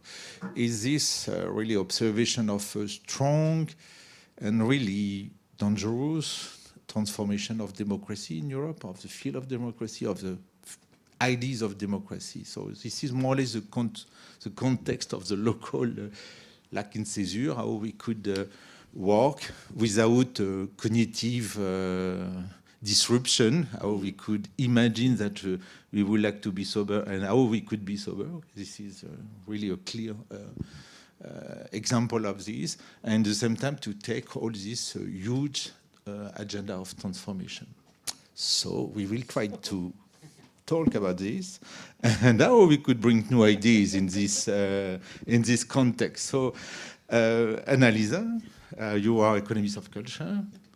You are very, I'm quite impressed because you have a long experience of expert in different situations, Syria, Egypt, Kosovo. So when we are talking about transition, I think you know what it is. And you are also a teacher. And my first, after these days, my first question is, which kind of new arguments, which kind of new argumentation we could have for culture at the European level and for who at the European level? And I reserve also the question for the Parliament. But from your point of view, Annalisa. Easy questions. It's a lot. I would add in the light of MESOC and the instruments that have been provided. Yes, because yes. I think we have a lot to propose and to offer, and I am particularly grateful to this project and to the approach that is both tackling complexity without being scared of complexity in an admirable way, and at the same time to have this very strong tool orientation in giving very practical forms of response.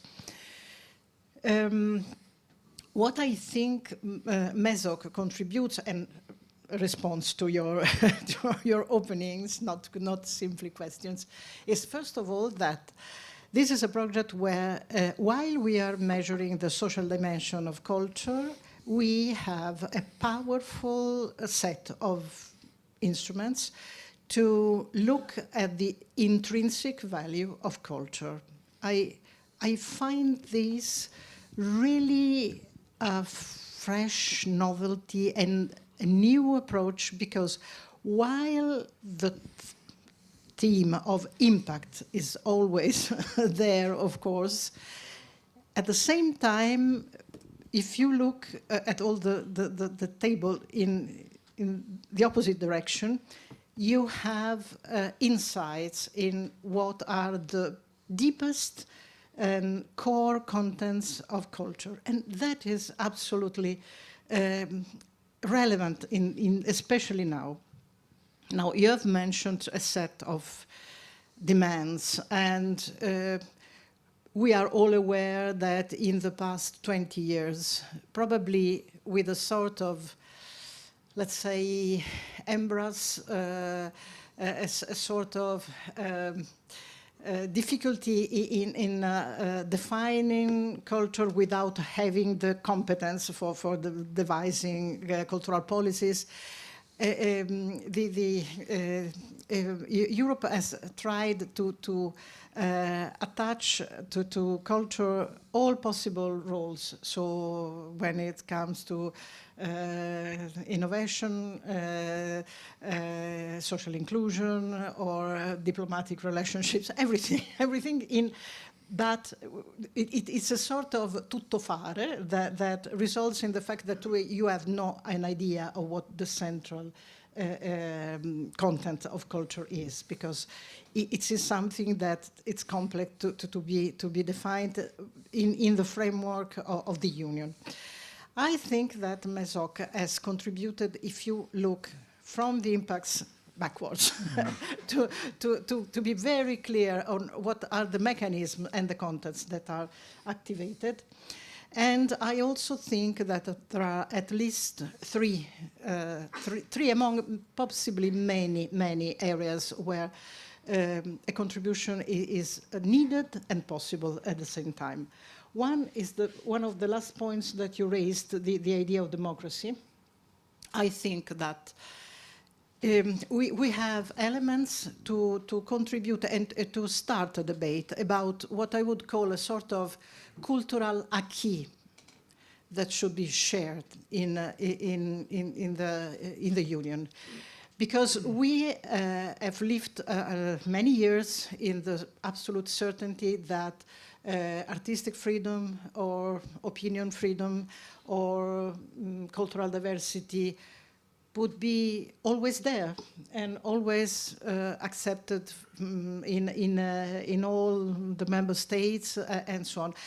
And we are seeing that in some areas this is being starting to be eroded. I think my time is already. You could take your two as a point. Can I? Okay. Two points. Of course, my main area of concerns is about culture, is about health and well-being, and I follow what Cornelia has said before, and I add that the fact that in the area, especially during the pandemic, and especially with reference to the mental health issues that were already before the pandemic and now have worsened, and in the face of the health and well-being side of the inequalities, culture has an enormous power of reconstructing, of recreating connections and restoring situations.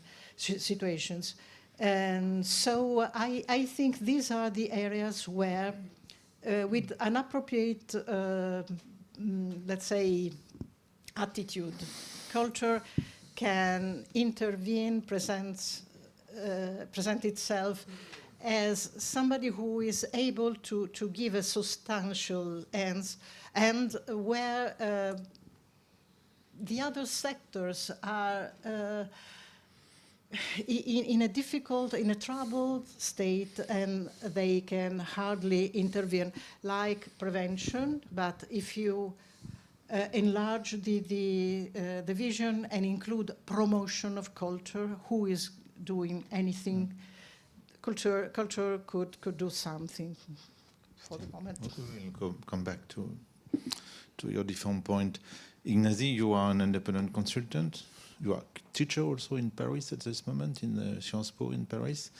But you had a political career with different functions, and you are also former members of the European Parliament.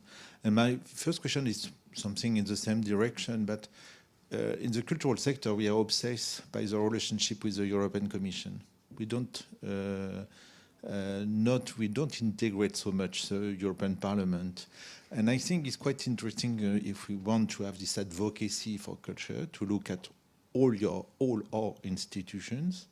And maybe I feel, after years of advocacy of culture at the European level, that maybe we could find in the European Parliament kind of openness regarding this idea of agenda of transition, but a kind of social, ecological transition, and where culture could find something more than a tool, something more really dedicated as a value, a European value. What do you think about? Well, thank you for that. I thought, let me start with a little bit on MESOC itself and what I we will come take back out. To MESOC. We'll come back to MESOC, so I jump directly. Okay. I like when we split we remove the script. That's good. No, I agree. I agree that too many people only think of the European Commission because they only see the money.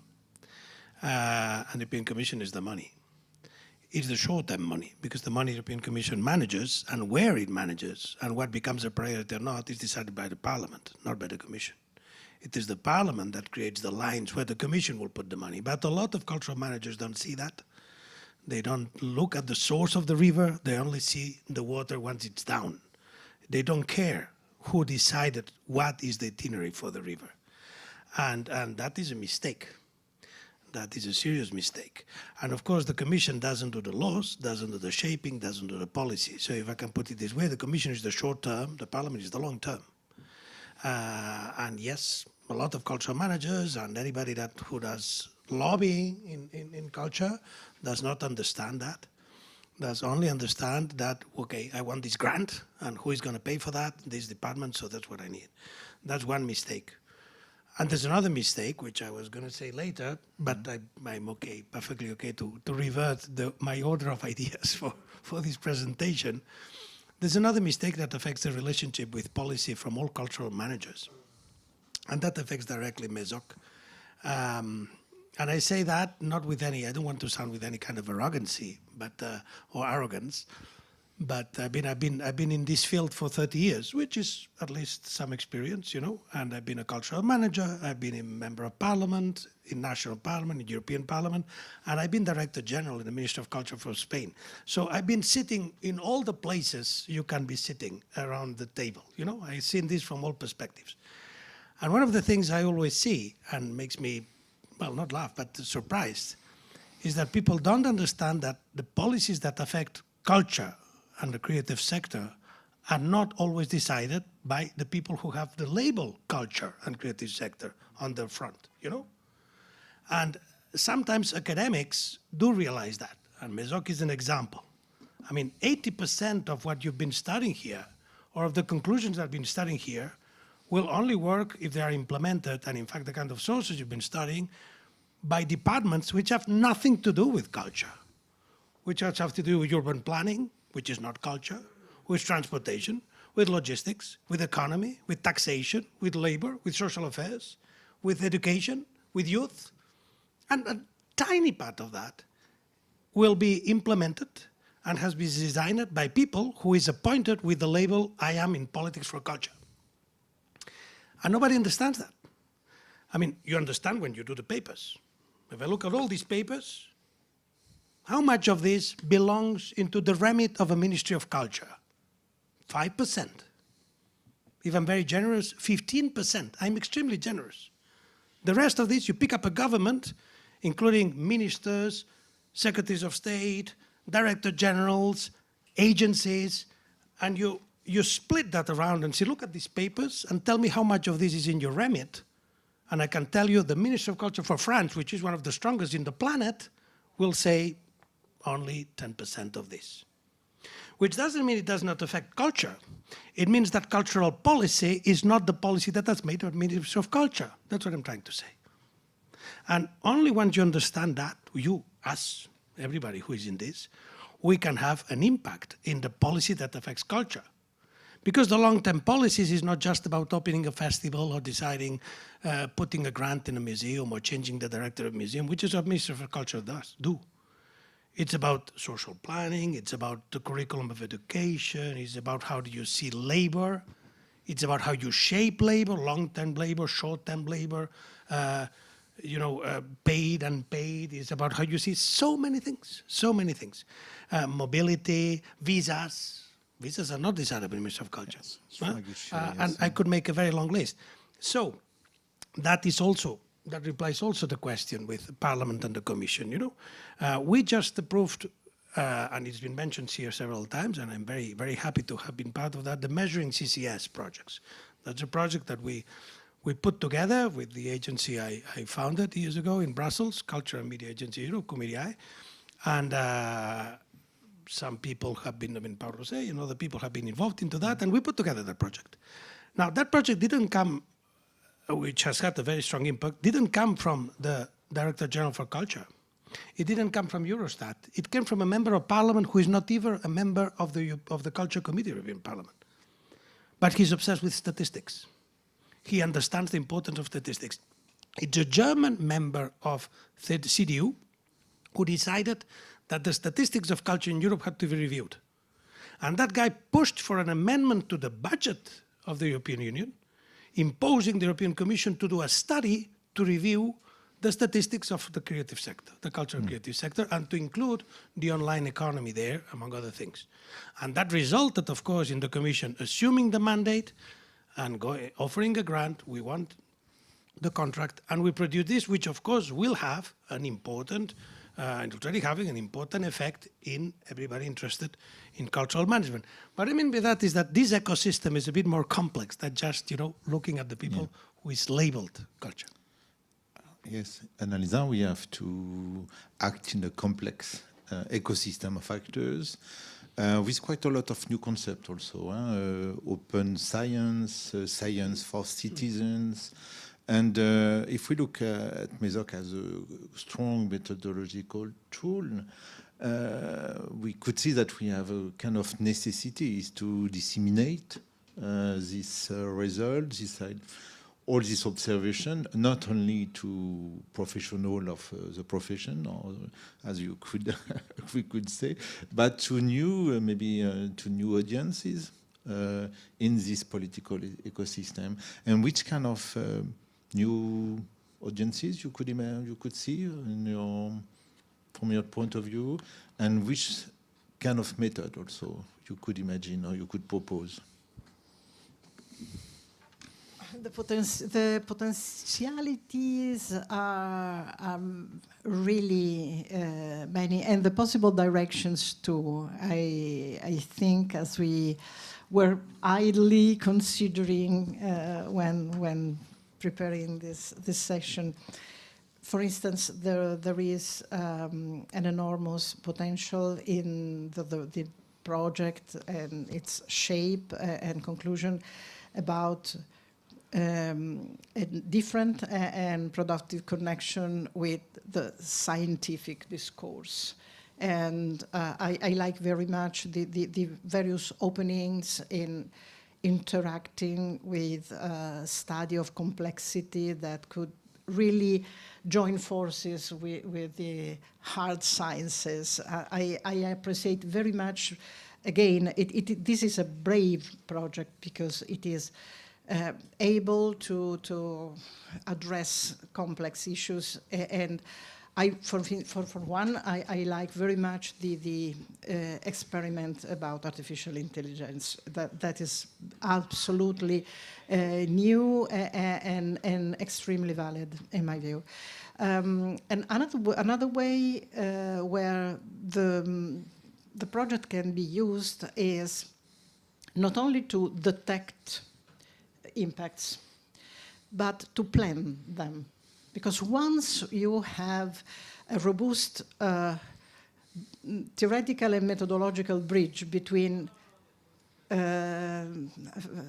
drivers, actions, factors, and impacts, you can use this approach also to support the design. And since I agree totally with you, it is not only in the hands of the culture people to design interventions. I think that, for instance, a dialogue with local administrations and is a dialogue that I would think in terms of capacity building and raising the awareness and the quality of their projectual activity, which is, as it has already been said more than once today, is the dominant way of doing things. So I think this is a very powerful instrument, sets of instruments, also in the perspective of planning policies, not only trying to detect, to investigate, and to discover some unexpected results. Also a way to step by step, hand in hand with those who design the intervention, to help them to get the most of the resources they invest. I very much like that, and I can prove that what you just said is in one of my notes, in a way. No, this is very interesting, because I believe that a good impact of this kind of exercise, and specifically the exercise we had here, is to support and give substance to decisions that have already been taken. Because there are many times policy decisions are taken by long-term policy decisions, those which impact, are not taken outside of a scientific research among all the possibilities about what would be possible to do. You know, that would be a very interesting world, but it's not our world, you know.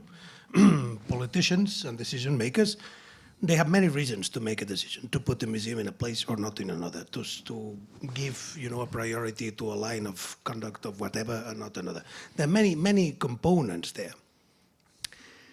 Now, once that decision has been not taken, but at least planned as a potential decision to take, if it is the good one, it needs to support to win. And what these kind of exercises can do is to provide all the grounding for that decision to become a reality, for that to be understood by the other decision makers that need to be behind that, including, as I said before, urban planners, rural area people, local authorities, which might see, you know, the problems or difficulties to that. Of course, always the Ministry of Finance and whoever has the money behind that, you know. So do you think it's possible, because it could be kind of interesting to have this approach of a policy for culture in Europe, a European policy for culture? Because I fully agree that a lot of decision concerning the cultural sector as taken by a lot of actors.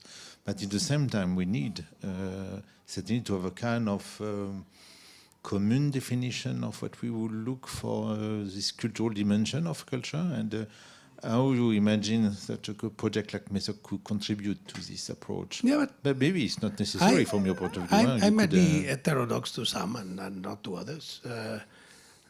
And I've been working on culture for, as I say, for many. I mean, all my time in Parliament, I've always been in cultural committees. Okay, I've done other things, but I've been doing cultural politics for a very long time. So I am not an heterodox in that sense, but I have no problem in, put as many inverted commas as you want, using culture, because what matters to me is the result. The Guggenheim Museum was never a cultural project. Was never a cultural project. Nobody designed the Guggenheim Museum as a cultural project. And if the Guggenheim Museum had to be sold as a cultural project, it would have never been made. The Guggenheim Museum was made as a urban renovation project. And the cultural wording was totally underneath, you know?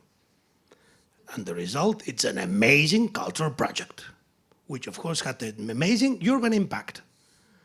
So the idea that we can only talk about culture saying cultural policy, there are certain words that have a lot of weight and that take a lot of people or send a lot of people away. You know, if you're the Minister of Finance, what you want is to hear about finance. So present the financial consequences. That's why I like projects like this. And we were, I mean, as committee, also involved in another one, which is DISCE. You might have heard about that. DISCE, the DISCE project, it was also a project I was involved with my structure. Show the positive externalities of cultural projects to the non-cultural decision makers, because that's what the result will be. And then I am not that interested. I'm sorry, I'm not provoking. I mean, I say, no. I'm not that interested in kind of philosophical discussions about what is culture, what is not culture. That has a relative interest. It's interesting sometimes. It's interesting for academics, and it makes sense sometimes. I'm not saying totally neglecting that.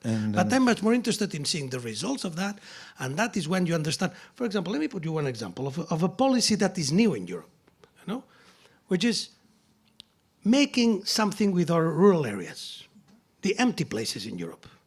That, in some countries, is a huge concern. In France. In France, it is a huge concern. In Spain, it is a huge concern. And in the Commission, there is one of the most unknown commissioners who has, as a single portfolio, when she sits in the College of Commission, the development of rural areas with non-agricultural policy. So it's not agriculture. It's how do we develop, how do we move people or fix people, the empty places. Why doesn't the cultural people think about that? We have a lot to say about that.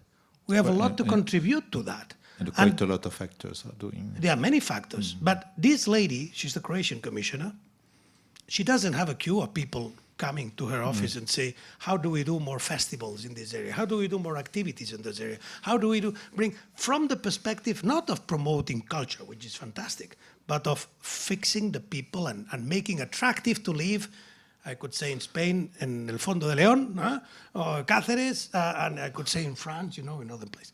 So what I'm saying is that let's look into the cultural results of non-cultural policies. That's how I would phrase it. Yes, I will ask the same question. Heterodox or not or orthodox? Do you think the same thing? We don't need policy for culture. We need cultural effect of. Well, I'm much in favor of a sort of variable geometry. That is, I am unorthodox because I agree. Once we have, and again, the MESOC project points to the intrinsic value of culture, which can be the result of political or of cultural policies or not, and can be the driver of responses to non-cultural problems like health and well-being, like capacity building, like empowerment of people, which are not cultural per se questions and needs, but can be addressed sometimes only because there is nothing more, nothing else left. In other cases, in collaboration with other sectors. And this is why another possible way, another possible unorthodox way of taking full advantage of the results of MESOC is in the line of constructing a strong intersectoral dialogue, and where each component finds a sort of response or some contribution that helps fitting and fixing holes and gaps that they have, especially after the pandemic. I appreciate very much the fact that all the times that today the pandemic has been evoked, it has been always in two senses, not only the tragedy, but also the responses that have been produced, and then the responses that partially can also be kept as a heritage and instrument for the future. We arrive to the end of the roundtable. I would have to have a couple of minutes to have maybe one or two reaction or question from the audience, but I'm not fully agree. You don't fully agree? No, I'm not fully agree. I think it's quite interesting maybe to look about this idea of ecosystem of actors, and certainly the complexity of the question needs the complexity of the system of actors. But certainly with, for example, we need a clear idea about the transport in Europe. And I think we need also a clear idea about what we would like to for the culture in Europe. I don't know if it's a policy at the end, but we need certainly to have a strong idea about what we would like to have in common regarding this approach. And I think it's quite interesting to have this diversity of approach. I'm not opposing the idea of having a European cultural policy. I'm just saying, and it needs to be a framework. No, I agree. But it's a question or a reaction, because it's more maybe a reaction. Enter in the debate of...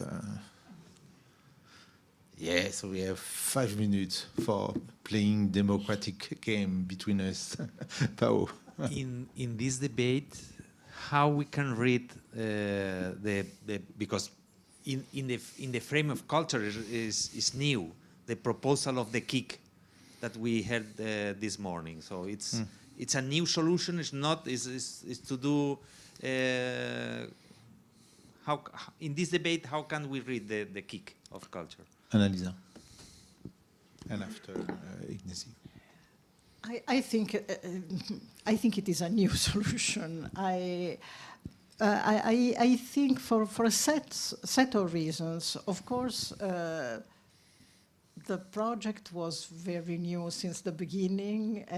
It has managed to remain very new. Probably, I understand that some changes have occurred during the way, but however, the point of view that is proposed is really new, and I think is happily in synchrony with the changes that have occurred in the external world and in the questions and the demands that are ideally and practically, in my view, posed to culture. And I really think that there is very little of what we were used to think, to measure. The very approach to the idea of impact is very, very, very new. Ignacy, the last word of this roundtable. The last word. Too solemn, but I do believe that KIC does not contradict anything I said, rather the contrary. KIC is a way to look into culture with different sight, with a different view, with a different perspective. It is in a way, it takes culture and the creative industries outside a certain zone of comfort, and it places the creative industries. The moment you design the different KICs, because KIC is just one, but there are others. There's one on hydrogen, So now you have, from a European perspective and European Commission perspective, you have hydrogen, batteries, cars, and culture. And a few others, not many others, but a few others. And this is new. This is new for some people, because this means what are the engines that are necessary for Europe? Well, these, and then culture is there. So it's great that it's there, but it forces everybody working on KIC to use a language that is not the usual language for cultural managers. And some people will not like it because it's the way it will play. It will play in a dynamic. It's like it has entered a league where other players play with different roles, So it's very interesting. It can be enriching. But a lot of people only think about the money that KIC can bring, which is interesting, instead of thinking what it means to the concept of what culture means. And I believe it goes in the good direction. It's about the impact.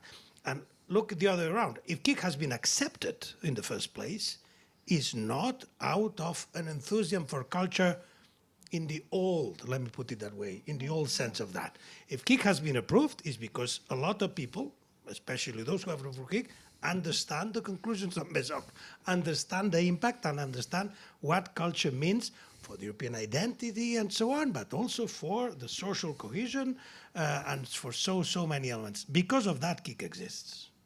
Thank you. It could be, yes. The last word, yes, but I don't want to be the guy responsible of, so very short. So my comment is about how to break the comfort zone. I think that in all the sectors there are people who are afraid of the complexities of contemporary world, as well in the cultural sector. And in the cultural sector we have people who are very open-minded and people who are very close-minded. So in a way, the issue, and for me the difficulty is, Ignacy said, some long-term policies grows up because someone, for different reasons, think this is a right idea, And later, they need to find the alliances, the synergies, in order to convince them. And in this case, the indicators that we are proposing, or the system of indicators we are proposing, could be helpful. The problem, or for me, the question here is, how do we convince people to risk themselves in order to change and to lose the good environment or the comfortable environment space, both in policymakers, in cultural operators, as well on the other sectors who wants to collaborate with culture, but they also have their own perspective and logic. I give the floor for both of you, but it's quite interesting because we had a meeting before this meeting for 2 days, and we talk a lot about, I don't know the word in English, renoncement, how we could decide to stop a lot of things. And it's quite difficult because the decision to do something is difficult to take. We need an ecological and a kind of ecosystem of actors, but to decide to stop something is a little bit more difficult. So my question is the same of what you said, Louise, plus how is possible to decide to stop? I speak not out of politeness because you will be the one with the last word. So you will have the last word. So that's, I'm doing that consciously. You have the last word. Okay. So no, very shortly, I think that that would require a very, very long answer. But a short answer to your point, and again, is something that I like out of here and from some projects I've been seeing too, is to use the case studies. You use examples. Politicians and decision makers are very happy when they see that something they want to do has been done somewhere and has been successful somewhere. And that somewhere can be in Santiago de Chile for then to be implemented in Ljubljana. The guy in Ljubljana doesn't know that something worked well in Santiago de Chile. And when you have something which is a success story somewhere, be it orchestras as a way to integrate young people in Venezuela. And Venezuela is being reproduced, you know very well what I'm talking about, has been reproduced worldwide. It's an amazing success story. Why? Because people see that it worked. And then some of the copies are very wrong, but that's another issue. At least they're trying to replicate the model, And of course, I mentioned the Guggenheim before. Let's put a museum in the center of the city and the full city will be renewed. Well, sometimes it works, sometimes it doesn't. But so case studies, and I think it is one of the work for researchers and for people who can work on that, to show and present case studies and build case studies and success stories, also negative ones, Don't go this way because it has this effect, So to put examples, that's a very good way to force people outside the comfort zone. Say, okay, it worked there, it can work here. 2-3 minutes, Annalisa. Sorry. I suggest that if we could highlight the fact that after this project, we have a very precise and measurable idea of the solutions to problems that are offered by culture. This is already out of the old box because culture is not in a position with the hat in the hand to going asking for attention. It is the contrary. It is an agent of change that is in many cases already creating small units of change all around Europe and also beyond. And I think that the change that is needed is how to represent. Just think of 2018, the European Year of Cultural Heritage. The philosophy was totally different. How beautiful is our heritage. What a pity that we do not know it enough. But why? In this case, you are with your briefcase and you open it and you offer a lot of relevant solutions to a lot of very relevant problems that have been already put in practice by scores of cases, but you also have the methodological and theoretical model that made them replicable, scalable, and so on. So, we have a nice activity for the dinner, is to continue the debate, if you agree. And thank you. We are a little bit late, but we start late, huh? So we are in time. Thank you.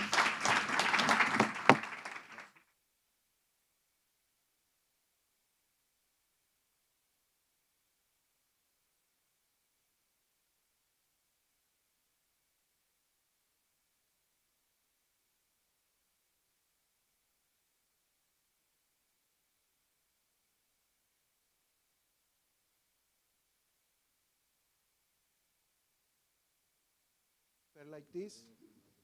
Okay. Okay, so this is the end for today. There will always be a tomorrow. You know, a final conference is an event of joy, but also sadness, because it's a final, no? Something that is about to finish.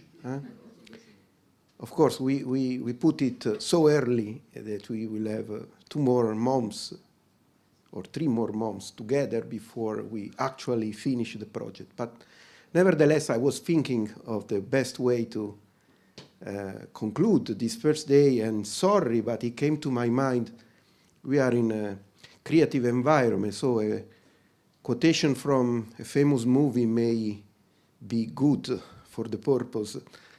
I hope that most of you remember 4 weddings and a funeral. It was liked by the boomers. So I see, apart from the kids on the 4th row, I see most of you are more or less the boomers in the place. And so there was, if you remember, at the funeral, there was the eulogy of this guy who passed away, and the person who did the eulogy said, I made a number of phone calls around trying to gather the best opinion about the person who passed away, and I think the minimum common denominator is that he was a fat man. So I can translate into the current discussion and say that according to the majority, MESOC was an innovative project. Can I say that?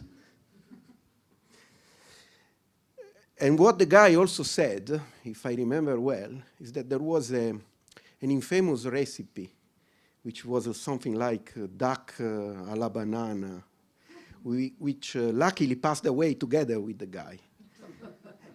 And so my point is how much of all this will survive to MESOC. Honestly, I cannot predict and I cannot say. Based on the discussion we had, this is the final wrap-up of the day, so I can be free of picking up from the morning and the afternoon as well.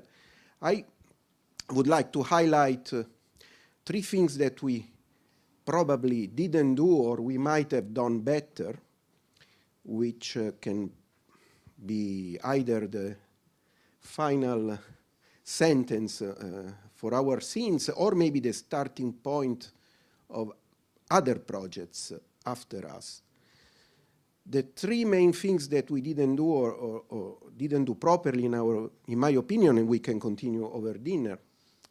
First of all, we never tried, or maybe we tried, but we didn't manage to find a common jargon to the project participants, to all the project participants. This was also something that we noticed in the morning's presentations. We were speaking still in a vague way of things that maybe by a closer inspection may turn out to be the same things, and we used different terms or terms that were more evocative than descriptive to name them. This is, in my opinion, associated to a second limitation that may also be seen as an asset for this project, which is the clear multidisciplinarity. I think for the first time ever, we put together in a project about culture and cultural measurement so different minds and disciplines as computer science on one hand, urban studies on the other hand, cultural economics, policy studies. It was a risky choice. I think we were largely successful, as the majority said. It was innovative, but probably this has also its black spots, and we might probably start from there to think of better ways in the future of doing things together. Third limitation, I suspect we are not having that tremendous impact that we were expecting to have, especially with our target beneficiaries, which were declared to be, in the beginning, the policymakers at European, national, regional, local level. Why am I saying this? Not based on the discussion I heard this afternoon, because I think it was a unanimous judgment that this project has a lot of potential aspects. But again, my next question is what is going to happen when we leave the room, when we close the meeting today. My speculation can be that we have created so many inspiring directions for further research and also policy that we might be happy if some of them were picked up and continued further. That's why, to conclude, I would like to go back to the beginning, when the proposal was written or where the project was started, and mention again the European Agenda for Culture, which was hardly mentioned today, although Sanda, for example, quoted it when she spoke of the MESOC metrics. The situation 5 years ago, or 4 years ago, when we wrote the proposal, was that there was this new thing, the societal impacts of culture, and the political will to explore what could be the impacts of culture at the societal level. I think we have done a good work overall, and afternoon talks confirm this. There is a lot of potential, but again, let me finish with this quote that we should try hard to avoid the risk that this project has the same unhappy ending than the infamous duck a la banana recipe. And with that, I remind you of the social dinner we have tonight at 8 o'clock sharp at the mosque. What is the name? La Grande Mosque. In case you don't have the address, contact me. Thank you and see you tomorrow.